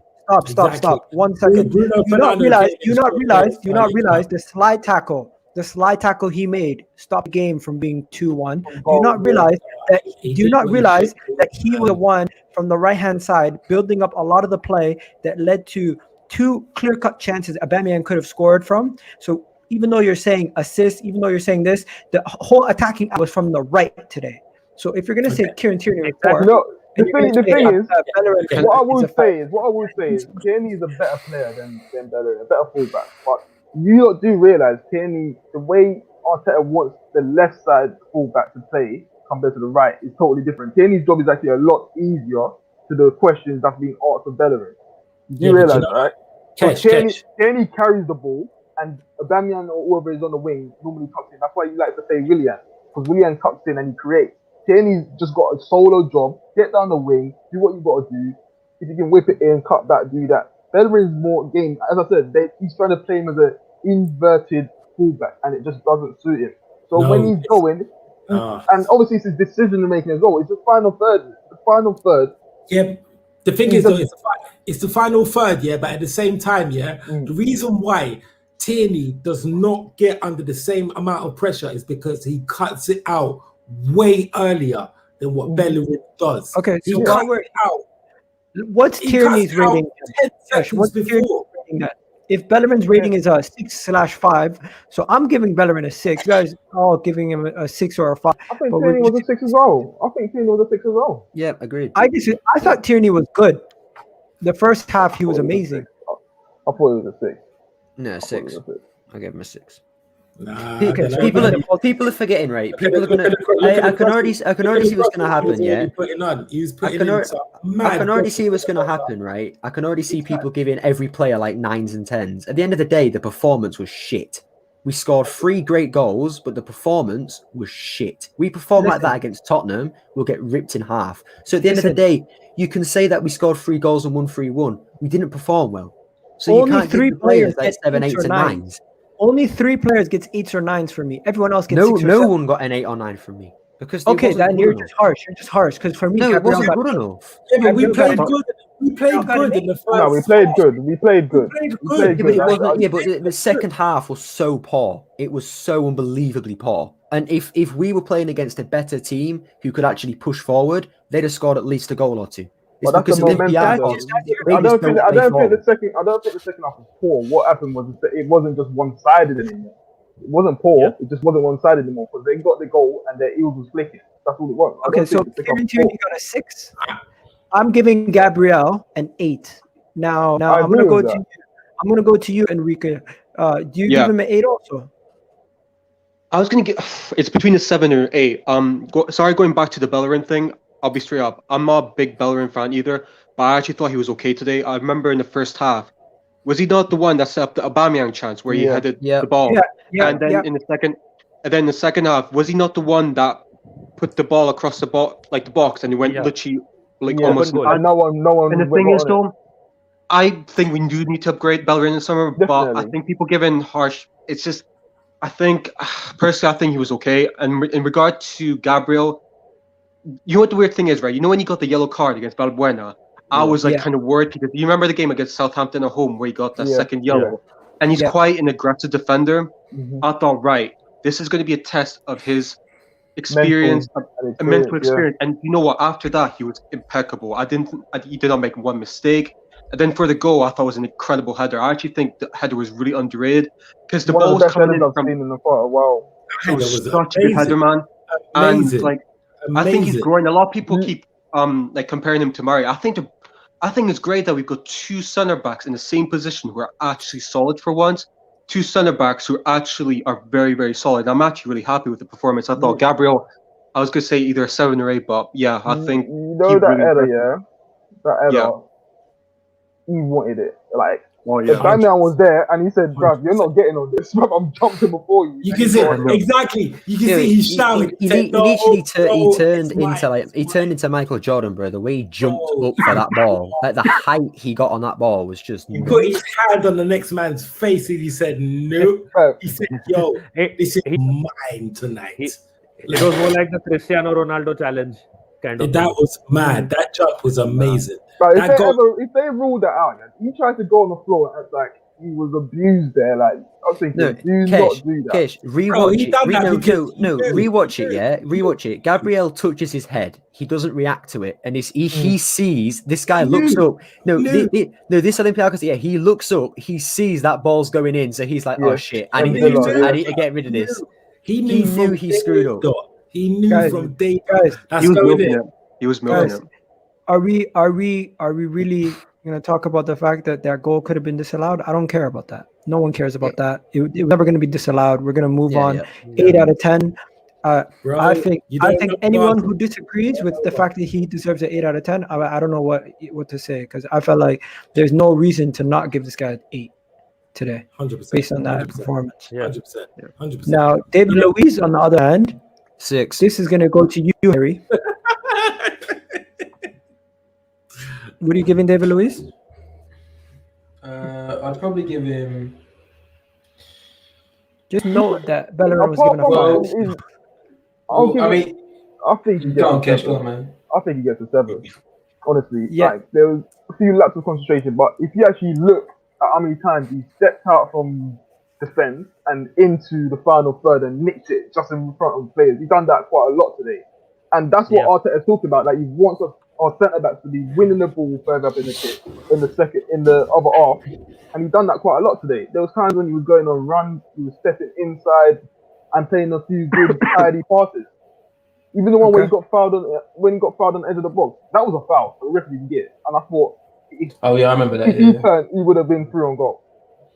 But I think he played well. I thought he was dominant. That El-Arabi guy, he timed it well most of the time, and nicking in front of him and making sure he doesn't get the ball. Oh yeah. Yo, some idiots online were saying we should sign him because he's played well against us 2 times. No, Like anyway, he won or something like that, bro. No. Anyways, Harry. Yeah, no. This I agree with Kesh. Look, you know, I want to be positive on the ratings. You know, the mistake that he made, it wasn't punished. So in that respect, I suppose he gets away with it, because if he was punished, and we know what we'd all be saying about David Luiz, right? He's this, he's that. So yeah, I thought he was okay. I don't think he was amazing. I tend to think out of the back four, I think he was maybe, I don't want to say the poorest, but I would say the others had a slightly better game. But like Kesh said, he dealt with them well, and they didn't really have any chances, did they? Like I can't remember them really troubling us too much. So yeah, I mean 6, whatever, 6, 7, 5, don't matter, does it? Can I ask you guys a quick question? Sorry. Yeah, Is that okay? just one more time. Who to which player? Bro, you know what? Let me just add something real quick. Yeah, you see David Luiz. Yeah, I like him. Yeah. Yeah. Why don't we actually consider playing this Brett CDM? No.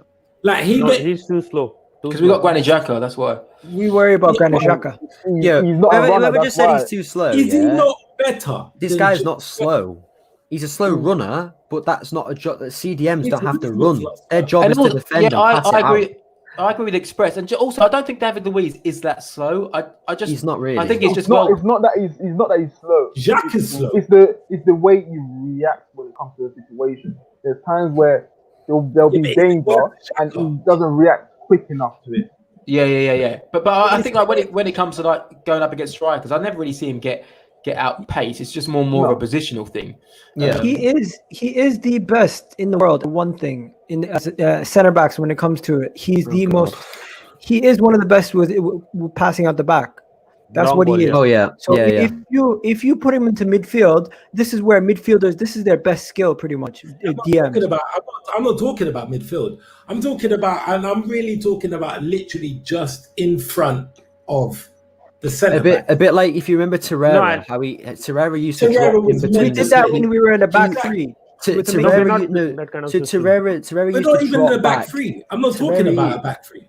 So imagine if you actually played. Torreira did that. Torreira dropped back in between the centre backs whenever they were on the attack, and then when we were on the attack, he would move forward.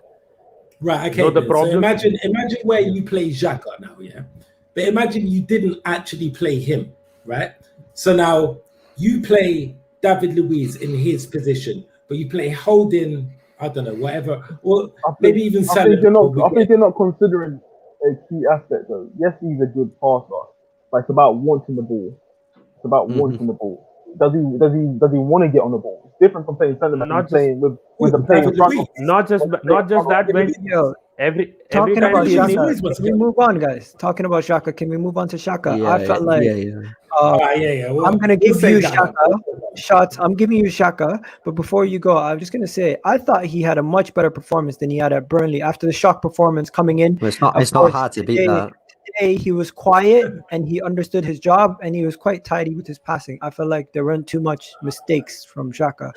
Now, shots. What do you giving him as your rating? First, just say your rating and then explain. Rating, what, 6? It's 6. And the reason why I'm giving him a 6, you're saying that, he done tidy passing. And Xhaka done what Xhaka's meant to do. He didn't do nothing amazing. Okay. What do you Like, give he- him? Give him a 6. What do you give him, Pate? If I give Pate, No, because I'm gonna do Pate. But if you're gonna give Xhaka a 6, what are you gonna give Thomas Pate?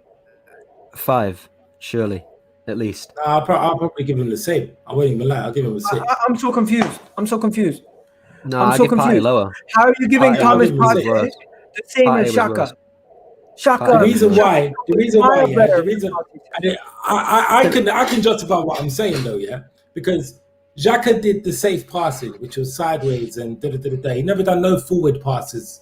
I see him done. Wait. Can I just say one thing about Xhaka real quick? I know Harry will like this because I'm giving him a good bit of props. One thing I saw that he did, which no one's mentioned yet, like on any channel I've watched today, it was his positional play in terms of coming in to support Odegaard, in terms of taking the ball, letting Odegaard run forward and playing him through. He did that a lot where he came to support.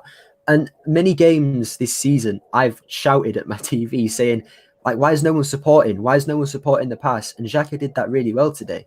So I thought, I agree with a 6 because he did it. It was just a quick, tidy performance, but spatial awareness was good from him today. He did it for the Burnley goal as well. And one more thing, he always slots in for Tierney pushing forward. Though Tierney didn't push forward too much today, but at times when he was not there, Xhaka slots in, and he was also heading the balls a couple of times. I saw that he cleared it from the box with headers, which is something different today that I could see. I think it was for Xhaka. It was, I don't want to do anything special and screw up again. I just want to get a nice, tidy, quiet performance and just. I think a 6 is fair, but let's not downplay the importance of keeping the ball and ticking it over and playing simple passes. Like, it's the most important thing to do in central midfield is to keep it ticking over. Everyone wanks off Højbjerg at Spurs for doing exactly the same thing. He does it with a little bit more grit. But just a few stats before we get the full stats tomorrow. 91.8% pass completion from Xhaka, 94 touches on the pitch. The next behind him was Gabriel Magalhaes in 80. I know Partey only played 55 minutes. He got 46. So, I totally agree with Gun Express. He did the job and that was it. But don't underestimate the importance of not Granit Xhaka, but of that player in the midfield who just keeps it simple and keeps it ticking over. Of course, we need to upgrade Xhaka, but the reason why he plays ahead of Elneny and Ceballos is because he just does it simpler. We saw Ceballos come on today. He's like, fucking running around everywhere. I know he scored a goal, but yeah, Xhaka 6 is definitely a fair result. Nothing more. He ticked the box, and that's what we don't want to know. You do not want to notice Granit Xhaka. The idea is that you don't notice him. He doesn't make mistakes. He just gets the ball and he gives it to the players who can create. That's his job, and he done it today. Hopefully, I'm giving Xhaka a 7 personally. Oh shit!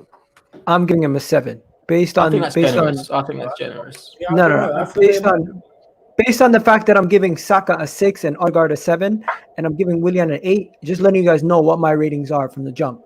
It's quite consistent, generous, but at the same time, if I'm giving Pep, the reason why I said, what are you giving Partey? I'm giving Partey a 6 because I felt like Partey wasn't spectacular, but at moments he did do things that showed why we play out the back, why we do stuff. Because hey, your reaction, the reaction that you just gave me, it was like, right, I'm gonna give Xhaka a 9 and I'm giving Partey a 2. Like, bro, like you just said that it was no.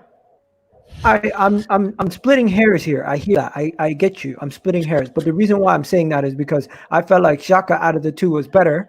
But even though he's better, I'm not giving him an 8 because I don't give out 8s unless you've done what Willian or he tried more forward passes. This is why he seems so much poorer in that. He actually tried to link up play with the forward people, whereas Xhaka, he's going to get a 90% passing accuracy because he played it to the people to the side of him. I think I saw him do. It was the reason why he was subbed off, mate. There was the reason why he was subbed off in the 60th minute. I'm not saying he done a bad job. He done what he did. This is what it was the 6. No, people saying he's a flop. Relax, that's bullshit. Can I just dispel what this whole Xhaka pass sideways narrative, because it's literally just a figment of everyone's imagination. He's literally at the top of the stats for most progressive passes into the final third. He is, Harry. But this is the thing. What does that mean? This is the thing that I don't tell you though. Listen, I can be ahead of Xhaka, yeah, but no one might not be picking me up. Partey is looking to play between the lines. Even if you're the number 10, for instance, Odegaard, a man's on him. He trusts himself to play that pass, yeah, and play it to the right feet, the right foot, for that player to control and maneuver and do whatever he has to do. You don't mind taking those risky passes. One touch pass. It's up to you as a player who's receiving to make sure you take it on the back foot or whatever and you protect that ball. That's the difference. I'm not saying Saka is always sideways. He's not. So he plays forced passes, but it's just, is he passing into those dangerous areas? So when that don't link up, it looks like he's playing shit. But he's not, because he knows what one.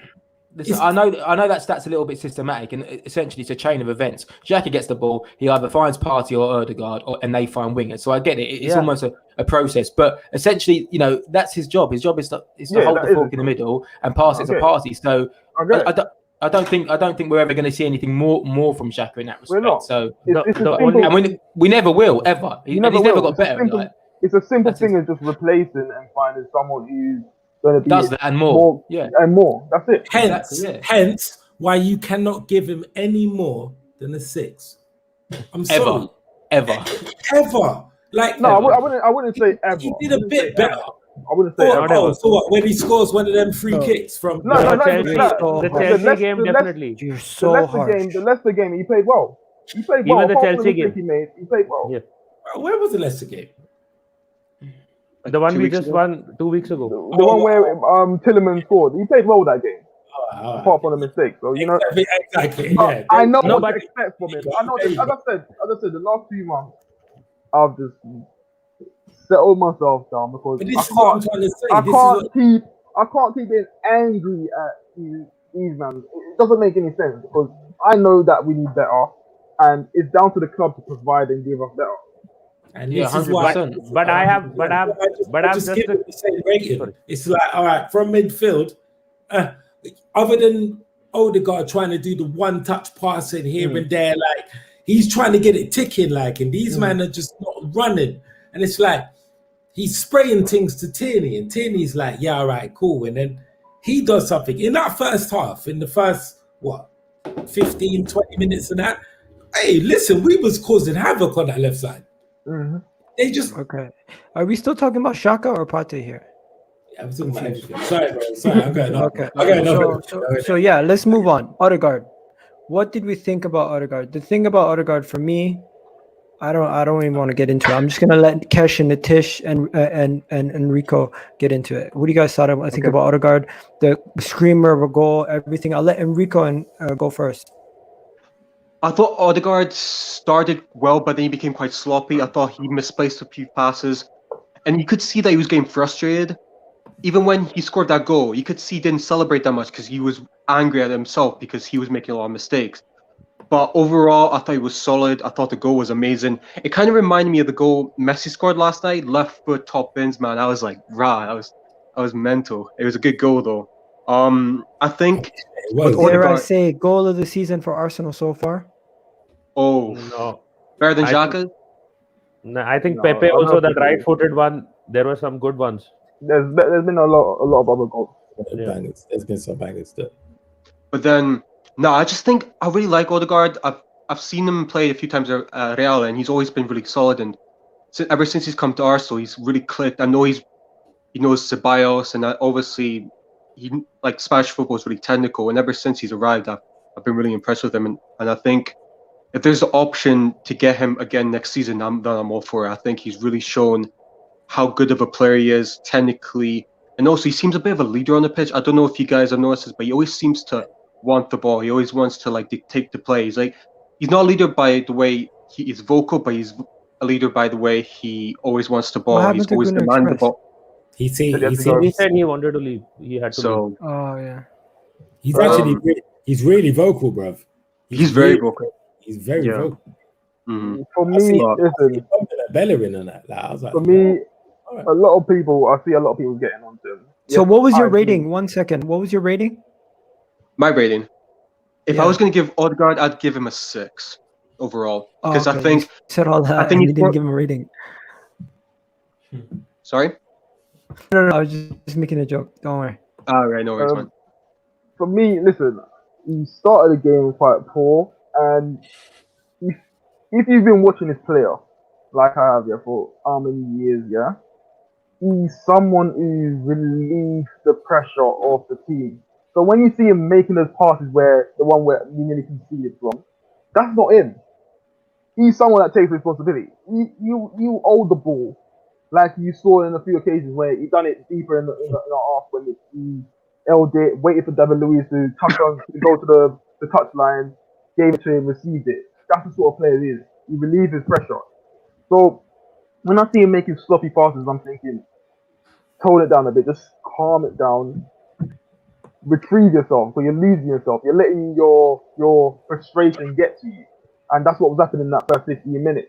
Even when we conceded a goal, you saw a few times now, he's not rushing the passes, he's actually holding it. He's drawing players in towards him before he releases. And that's the Odegaard I know. You don't need to rush it. Because what you find is a lot of these men are not on your wavelength.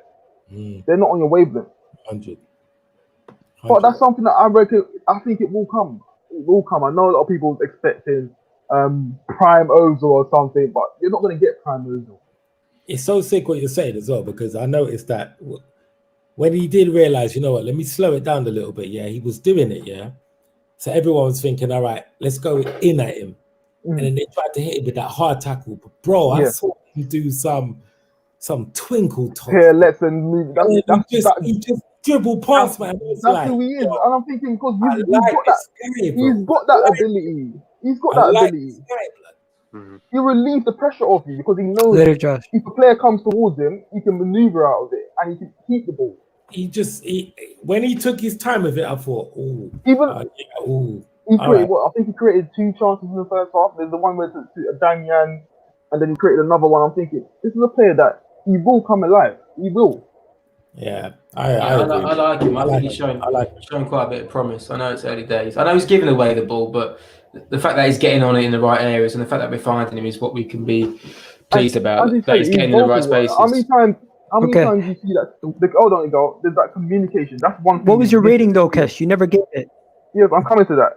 That's one thing we miss, That's one thing we miss. You know when players out of position, there's no one talking and saying, look, you need to be there. He does that. You taught Aubameyang, come closer to me. Saka, you stay there. That's what we need. We need that throughout the 90th minute because yes, we're all human beings and sometimes your lack of concentration is not there. But that's why your teammates, you need to tell him what's going on around him. Hey mate, you're out of position. Check your shoulder. Look what's going on. It's not that. You need to build a team around him. That's what it is. Like he's always grown up to be the star boy, innit? Like he's always going to be that. You need to build a team around. But the thing is, we won't unless we sign him permanently. There's no fucking point. Exactly. There's no point. Do you know what I mean? Yeah. You need to build a team around him, but unless we sign him, I reckon we're going to get him back on loan for the next season. But anyway, like does his contract finish? I think he's got 1 year left, though, hasn't he?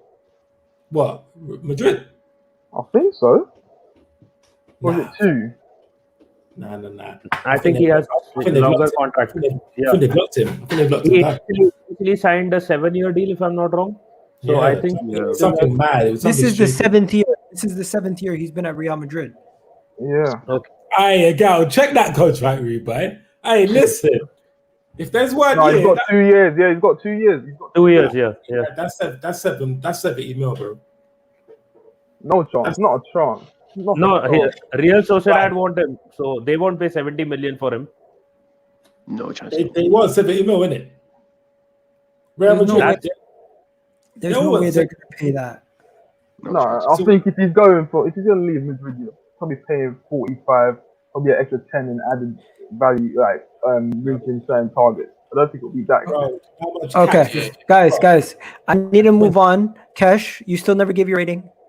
I'm gonna give him a 6.5. Okay. Nitish, don't worry, you're not going to have Odegaard. I'm going to give you Willian. Just to let you guys know, Nitish is one guy who backed the Willian signing, backed these guys, backs the players who've been underperforming, and they're starting to show faith. He backed Aubameyang when he was underperforming and people were turning on him. He backed Willian when I was going crazy, losing my shit over Willian. And you know what? What's your rating for him, man? Not Aubameyang, Lacazette, but yeah. No, Willian. You did rate. I know. Lacazette and Willian. That is what I was saying. Yeah. But yeah, I think he has improved, and his assist and obviously the Gabriel brilliant headers have changed that game. I think at that point, 1-1, as I said, Arteta himself, I feel, was going for a draw. He was bringing on defense-minded players, and he was focusing on the North London derby and probably trying to win it in the second leg. And that one assist and that obviously the brilliant header has changed the game around for us. And then we have started attacking again in a very positive way. So, but I think, again, I can't give him more than a 7 because it's not you can say not a brilliant performance. But yeah, I think he's done his part as well. He was making a lot of runs in the first half as well, as a lot of people said, overlapping runs on the left-hand side. He's now linking up well with the team as well. And I feel a 7 is a decent number for him. 7. I thought you're absolutely ridiculous to give him a 7. I think he needs an 8. I thought he was 8 out of 10 performance. Am I being too nice? The man got 2 assists. I know they're nothing assists, but overall performance today, he was every time he had the ball on the left-hand side, I felt there was something coming. Yeah, I think a 7. No, I think a 7's fair. I just think it's a case of. Listen, I was for Willian as well. I was all over that signing. I thought it'd be a really good bit of business. But now we're in a stage where you think he's doing more of he's filling like the role rather than like showing his ability or authority on the game. He's just doing the necessary job in that system. I don't think he's showing enough of his personal attributes to warrant anything more. I'd like to see him have more shots on goal. I'd like to see him, take on defenders more. But his job is almost to be that half space number 10 and just pick up the ball in the little pockets and link up the play and free up Kirantini. So he's almost it's a weird one, isn't it? Because he's getting these assists, but like we say, they're just their crosses and their passes, and it's great that he's doing it. I would just like to see more from him, to be honest. And nothing about his age. I just think he's been in the Premier League a long time. I would just like to see more throughout the game. I'd like him to do what Saka does, like repeatedly. I know he's he can't take on players anymore. That is the main problem. You know what is with Willian? Willian is just a pawn for the king, and that king is Tierney. That's all he is. Yeah, exactly. He's that guy to free up Tierney. So fucking correct. Which is why Emil Smith-Rowe does so well on the left wing as well, because Emil Smith-Rowe comes inside. But Willian used to be. You know what Willian is? He's a system player. Yeah, literally, he's there to just do a job. It's not assist. It's not. It's literally, if we're out of possession, run back, do this, do that, and do that, and then when you get the ball, I'm not run even, up I'm not this. even, I'm not going to name names, but if you look at some of the players that we've been linked with, like the Mano Solomon Always and the same. the Italian, that's what they do. They come inwards. So you Yeah, can And see it's that always they're the looking same. for players to suit the system. Same thing every Yeah, no, yeah, get it. fucking That's time. what it is. He's a system. It's definitely a system player. But it's weird Go because at there, Chelsea he was very do much. this, and do that. At And then, Chelsea, yeah. he was very much like a touchline winger, wasn't he? At Chelsea, like Yeah. get it out your feet and cross it. But obviously, we don't play like that. If we had Giroud, it would be great, but we don't. So don't. yeah, no, I get that he's a system player. You just, yeah, I suppose you just always want a little bit more from your front three. My argument would be that. So if he's just a system player, the reliance on Aubameyang and Saka to score is so heavy. It's so high, and even Odegaard to contribute. And that's when I'd say, well, if they're not scoring, then we're going to need someone to not say don't be a system player, but to show more individual brilliance. Yeah, and has he got that in his locker still? I don't know, but listen, I don't think he's got that in the locker still. Yeah, he's not got that in the locker still. No, he can still transition, but he can't take on. Let me ask you guys a deeper question. Who is there to replace him that can play a similar role? Can Pepe play that inside forward that links up play and attacks? No. Can Martinelli do that? No. No. Emil Smith Rowe is probably the most inside role. We're almost playing like we have, no. Hear me out. We're almost playing like we have two double tens. Yeah, we are always on the pitch. That's what we have to do, because Saka and Aubameyang are being asked to be strikers basically, and we're asking Pepe when he comes in for Saka to be a striker. So when we play Pepe and Saka together, it doesn't make sense because Saka and Pepe, neither of them are a 10. They're always going to be more of attacking players. So now I get the system. Arteta's whole system is to have Odegaard and Willian to be almost like cams sitting behind, which frees up Tierney. So in a sense, what you're doing is you're overloading the right side. That's what you're doing, because your left winger is tucking into the middle. Odegaard then plays as a 10, but in the off space as a winger as well. You got Saka who's playing as basically an inside forward and linking up. So you're just constantly overloading that right side, and it's down to Tierney to produce what Tierney does, and Tierney produces it at a consistency anyway. So I get it. I look at it differently. What I look at it is that this guy is trying to do a thing, where the whole team, is just put a line down the whole fucking middle of the whole team. You will have a right-sided. So on the right side, you will have a left-sided inside forward, right? Mm-hmm. On the left side, you will have a right side, whatever. Right-footed. You know what I'm saying? Right-footed. So Xhaka will be the left-sided midfielder, but then you'll have Partey will be the right-sided midfielder. So you have Bellerin will be the right side. I think he's trying to do this thing where it's literally, and this is what he's trying to talk about, balance. You know, it's that word that he keeps trying to say, it's balance, it's here and there. It's literally that you could put a fucking knife down the middle of it and everyone is just playing their fucking part. The only thing is, the players that he's got, that he's trying to do it with, are shit. Yeah. And that's when I come in and I start saying about the Xhakas and the Bellerins and because these are the people that are literally. I like David Luiz. I think David Luiz could possibly do the thing that I'm talking about. Partey had a shit game today, but we know he wouldn't make the mistakes that certain people make on a consistent basis that the people make, innit? Even with Pepe, right? Pepe, you can see this, right? Yeah. Okay, continue. It's the balance. Let me show you what I think is actually happening now. You see how we're set up like this usually, right? With Saka sitting deeper and then the thing and everybody here. What's happening now is you ask Saka almost to be a second striker, and it's almost like we're playing a default back in the day 4-4-2 with where you have Odegaard dropping into right wing, dropping in 10s, and you have Willian being asked to being another cam, dropping in here. You have the two right backs helping out, and it's almost become Saka is now a default second striker. No, that's almost how our average positioning is. I disagree. That's not how it's, bro. All right, so listen. You see how you've got it set out right there, yeah? Like, so, all right, so you got your foot at your back, yeah? The way you've got it done right now, yeah? This is how it should be. This is how he's done it for defensive.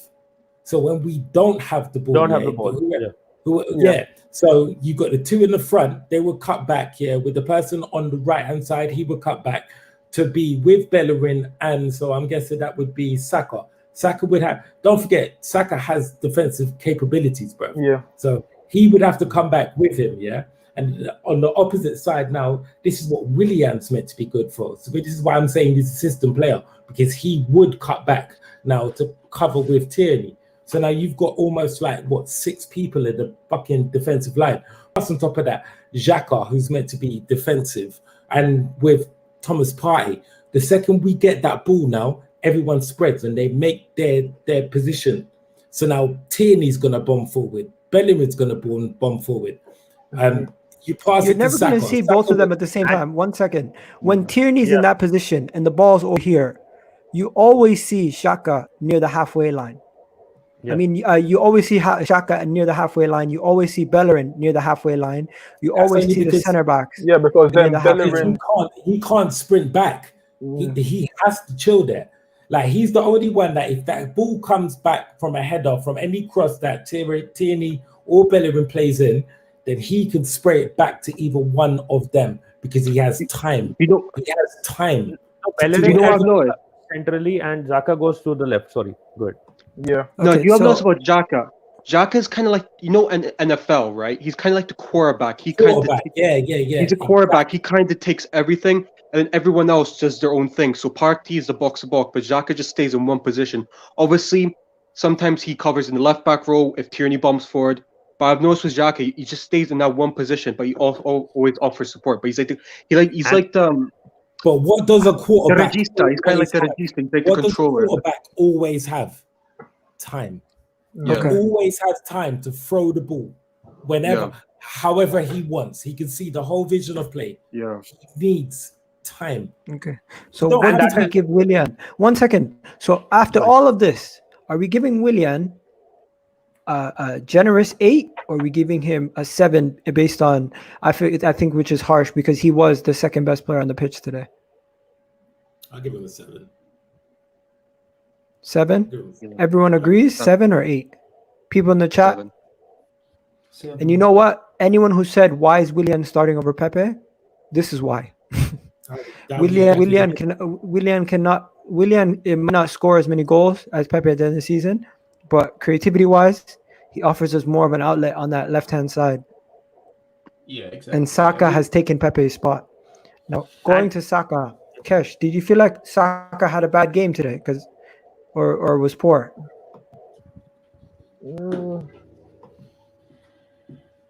it wasn't his scintillating best, definitely wasn't. But he was in the game. Maybe a few final decisions could have been better. That's about it. But I felt he was one of those players. He offered an outlet.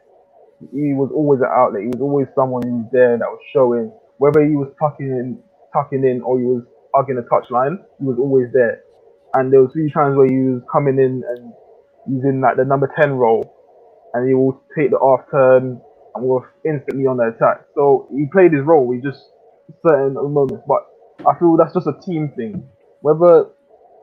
When Saka's not playing, you know the rest of the team ain't playing well. You know that the rest of the team ain't playing well, because when it comes to the final link-up play or the final decisions or quality, Saka tends to have it more often than not. Just like this game, it wasn't really there, but that was the whole team, to be fair, in general. But I'll give him a 6 personally. I just want to add one thing to that Saka, as we also said before, was being marked by at least a couple of players because they he's been taken out. They knew he was a dangerous man. And that is what gave the likes of Odegaard a lot of more space to take that shot. The goal that he has scored. I think if there wasn't that space that he was given, he took a couple of other shots as well. He probably would not have been able to that freely or easily take those shots. So I think Saka's contribution can be seen not just with his play today, but more also with other things, how he impacted the other. No, that's true. That's true. Yeah, Saka's getting the Reyes treatment at the moment, isn't he? Saka. This Europa League, he's been getting it quite a lot. So I think it's something that Arteta, I'm sure, is aware of. But I can see maybe Pepe coming in on the weekend. I don't know. It's just a theory that I have. I think Spurs are going to go heavy on Saka on the weekend. All right, okay. So you got to think of it like this, yeah? So I look at it, Socrates is on the opposite side. And again, this is what I'm trying to say. You saw reports that everyone was saying this and that about Socrates, isn't it? Genuinely. He was training with him. He knows exactly what going. He would have said, this is what you need to do, but you need to be rough with him. He's a little boy. You need to be a bit. He was getting bullied off the ball like so much, but what I love about it is the resilience, bro. Yeah, he doesn't moan as well. Like, He doesn't the moan. Brad does not give up, bruv. The Brad took off his top and just showed his little chest and that. And said, yeah. Look, he said, yeah. He's class. The kid's class. He's sick, bruv. The Brad is, I don't know, like. I'm not being gassed when I say generational talent. This guy, like now, how do you define a generational talent though? Doing things you should not be doing at your age, in a different manner, in a different league. I wouldn't say he's there, but I know what you mean. I think he'll go on to be like one of the best wingers that we've had in a long time. Like, but for sure, he's just got so much. But you know, sometimes what young players not go through, but not a second season syndrome. But you know, there's always that newness to it. A little bit like Martinelli, then players, opposing defenders slowly figure out what you're good at. They get stuck into you. So I suppose now the next challenge for Saka is reinvent himself. And then maintain that consistency as well. Not to say he's been poor the past couple of games, but he hasn't been to that level. So now it's about can you maintain it? I feel Arsenal should find a good set piece taker, a direct free kick taker. Like we discussed the James Ward-Prowse situation. If we are able to get a good free kick taker, Saka can always invite fouls, get into those positions where we can convert. Today we had 3 free kicks. We wasted all 3 of them in the first half. I would love James Ward-Prowse. I would love James Ward-Prowse. I get what you're saying, you know. You know what the difference is with us? Why is it that we had 4 or 5 free kicks, yeah? It's a lottery. Not one of them wasted. Lottery. It's not even that they were wasted, bro. Not one of them was taken by 2 people. Like, sorry, not 2 people. Every single one was taken by someone else. Yeah. You have a go, Matt. Well, this is what I find confusing. How can we have a set piece coach? I know many clubs have it, but it was seen as like a new acquisition. Specialist. We got a set piece coach. We haven't got a set piece specialist in the team. I just find it quite funny that it's so driven. You got to pay for that though, innit? No, I know, but I'm just saying, like, we see David Luiz take free kicks. We see Aubameyang take free kicks. We see Xhaka take a free kick. David Luiz's free kick. Willian. He's not scoring that. Like, fuck that, bro. You know what, yeah? When I saw it, I thought, all right, you know what, yeah? I want to Google how many free kicks has David Luiz actually scored. None for us. The thing is, the only one he scored is that one for Brazil. You know that one for Brazil, when it was like, everyone, see that technique that David Luiz used, Ronaldo used it, doesn't score them anymore.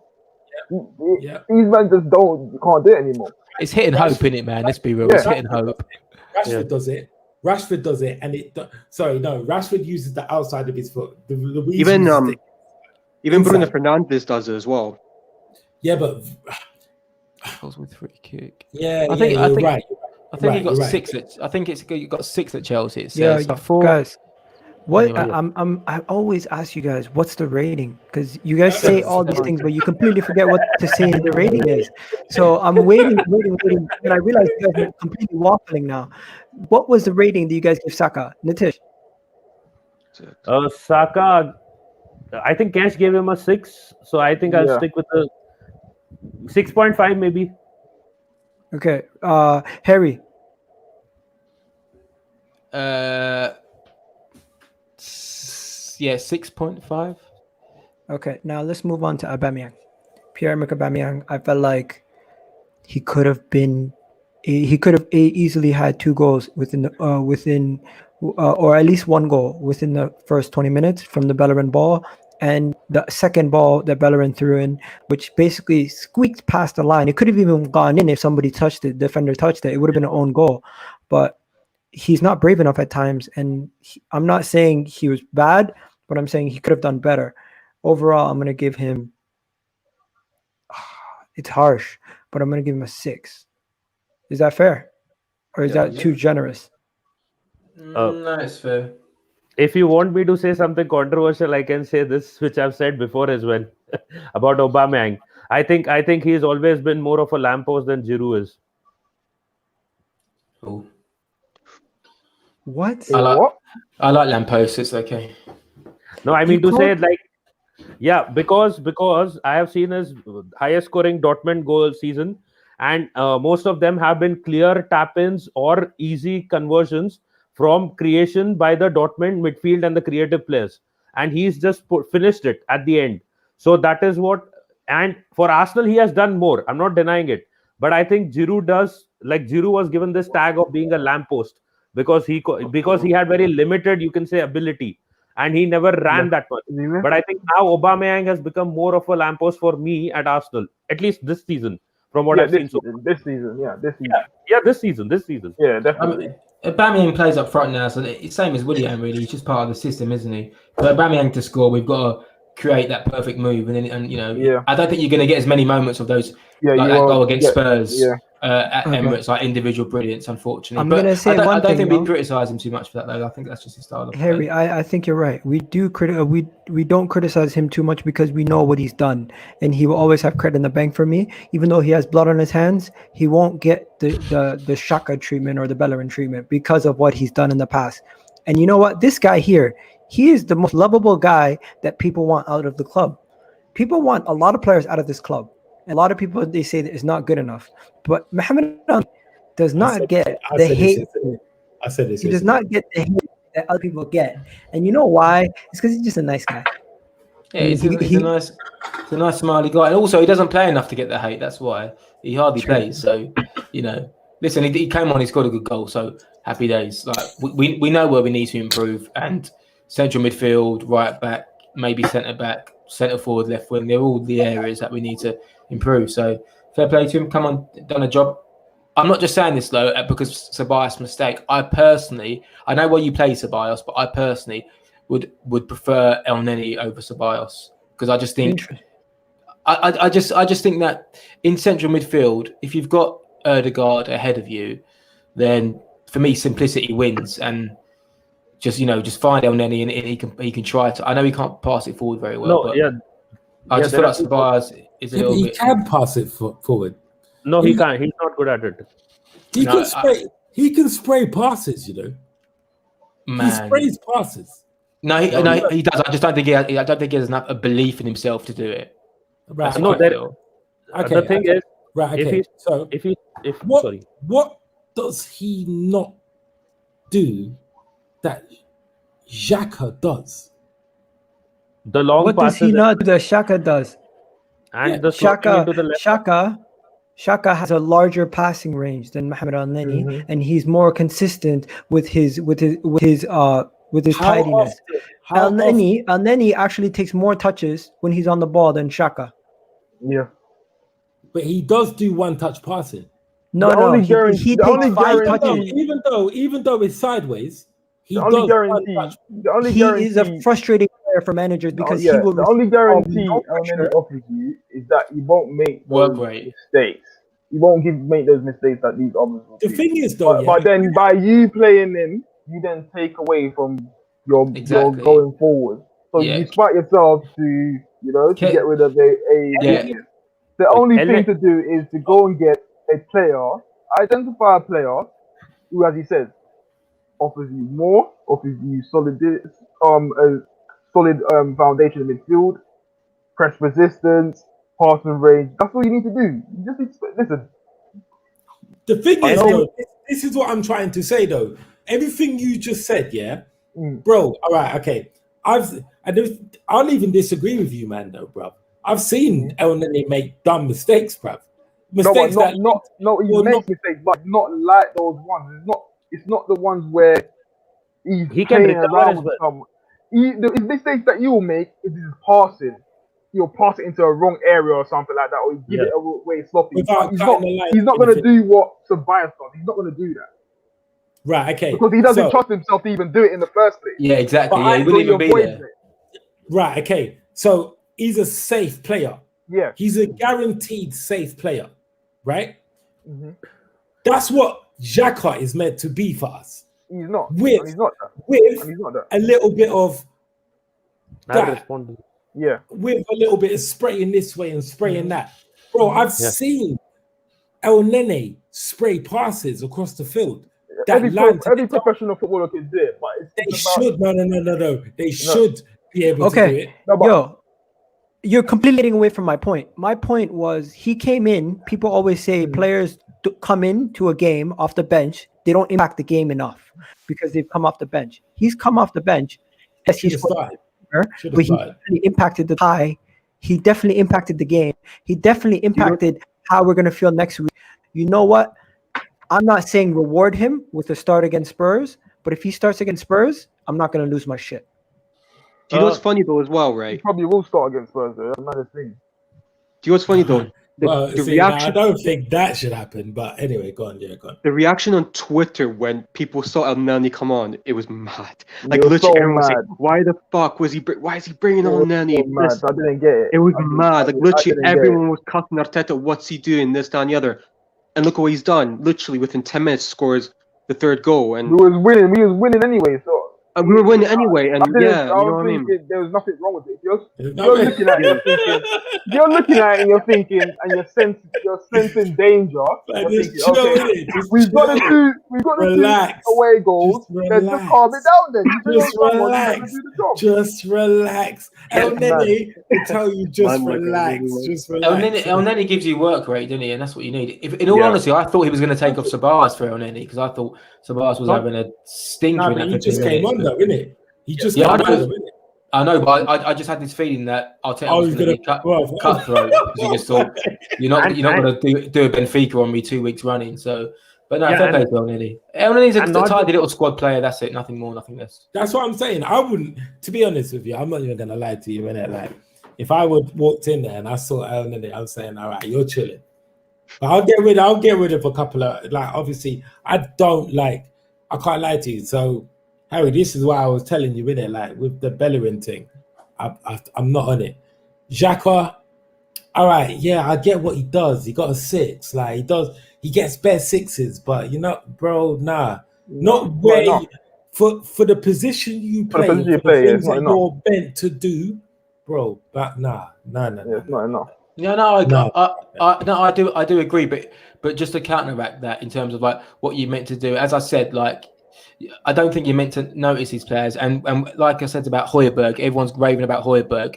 It's the same sort of thing. Like I get we want more, but I feel like he's a system player. But we 100% need to upgrade Bellerin. 100% need to upgrade Xhaka. 100%. I wouldn't disagree with anyone on that. I just disagree with the notion that they're absolutely useless, and I don't accept the biased reviews which just spread hate on them. That's all I was trying. Yeah, to and no. I never spread hate. I'd never no, I spread know, hate. I know you don't. I just think when sometimes we say things, it starts a conversation of hate, which we can't control, but we can certainly help be a little bit more balanced. That's what I was saying. And just a quick couple of points. Elneny, when he plays as a CDM, he doesn't have that long range of passing. When he plays as a box-to-box player, he doesn't have the forward passing, like the through pass or any other kind of passing that we expect from a player who's carrying the ball forward. So this puts him in a spot where he's in between the two. And if you want to defend the lead, you can bring on an Elneny. But if you want to stay in the game or get back into the game, you can't rely on him because he's not going to give you that forward kind of push. I understand that, but there are certain games where he could actually start for the game, like just doing what he did or does over certain people. That's all I'm saying. Just over certain people, that Bray could start and still do what he does, and we'll still win the game comfortably. It could hamper win the game hamper comfortably. our creativity. It could really hamper our creativity. I get you. Anyway, I feel like we spoke about. All right, Elneny guys, for a we're long time. done. There's nothing more to be said. We've said everything that needs to be said. At this point, I'm going to open the floor. Everyone say their closing remarks. I'll start with Nitish. we spoke about Elneny more longer than he actually played the game today. But I think everyone is happy with the 3-1 now. Someone said that Spurs is a distraction. I think no North London derby can be a distraction. We go to try and win, and hopefully we go to the next round of the Europa League as well. So come on, you Gunners. There you go. Next we got Shots X. But bro, this person says my name wrong every time. It's shot star, yeah. But My bad, bro, my bad. no, that's calm because but listen, yeah, I'm happy for the win, innit? We done our thing. I predicted a 3-2. It was a 3-1. Again, I think in the second leg we're gonna smash him, but this North London derby it's fucking scared the shit out of me. But I don't know, man. I think it's gonna be a draw. It'll probably be a 2-2 at their ground. Like I'm sorry, our ground. It's our ground, isn't it? Yeah. It's our ground, isn't it? Yeah. So yeah, either way, 2-2. It's gonna be a 2-2. So I have a good one, Shot Star, bro. My God, I loved you. Next, and my guy, big up to you. Thanks for coming on, Enrique. No worries, man. Thank you for having me on. No, I'm happy with the win. I'm also happy that Roma won tonight because I'm a big Roma fan. So yeah, I think tonight was a good result, and hopefully we can kick on and hopefully beat Spurs at home, because you know what, any result against them, it's just a massive bonus. And then we've got the big one next week against West Ham, and then obviously Olympiacos at home. So hopefully we push on now, get a good result, get good momentum, and then hopefully take it from there. But I appreciate from you having me on, man. I appreciate it. No problem. Then Harry, it got heated earlier, but you know what? It's just the love of the game. It's just the passion of the game, and everybody having their opinions heard. Tell me, what are you saying today, bro? I'm saying I'm happy, man. I'm happy we won. Happy we're in a good position for the next leg. I'm also happy with, I'm not sure if you mentioned it, but just how we pushed what seemed for like a third goal and a fourth goal.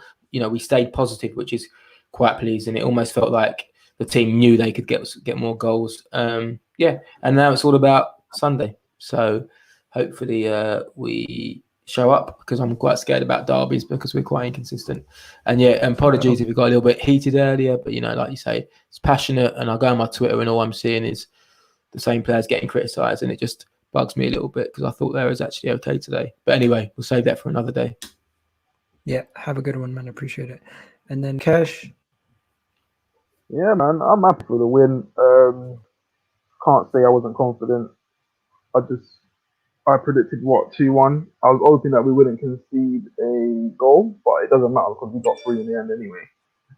Going into the weekend, let's just go there and put in a performance for the fans. Let's not go there and be weak individuals or make mistakes in the first half. Let's actually be in the game. Give us a chance to win it at least.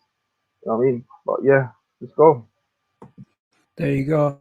You heard it there from the guys, man. These guys basically told you everything, people. You already know what it is. It's the Kitty G on EGTV. I thought Willian played well. I thought Gabriel played well. I thought a lot of these guys had good performances today. And you know what? I think we played well against Burnley also. It's just individual mistakes and individual errors costing us all season. And hopefully we can get those errors out of our system. Once we get those errors out of our system, you'll see us shooting up the table. And people, there is something brewing here at Arsenal. There is something coming. There is something. The calm before the storm is right now. And you know what? We got a big summer ahead of us. We're going to be constantly speaking about the summer until it happens. I know we're still 10th in the league, but you know what? The Europa League is all that matters. And I'm happy for today. We've just cleaned up the tie, and I think the tie is done. So yeah, anyways, we're out of here, people. Have a good one.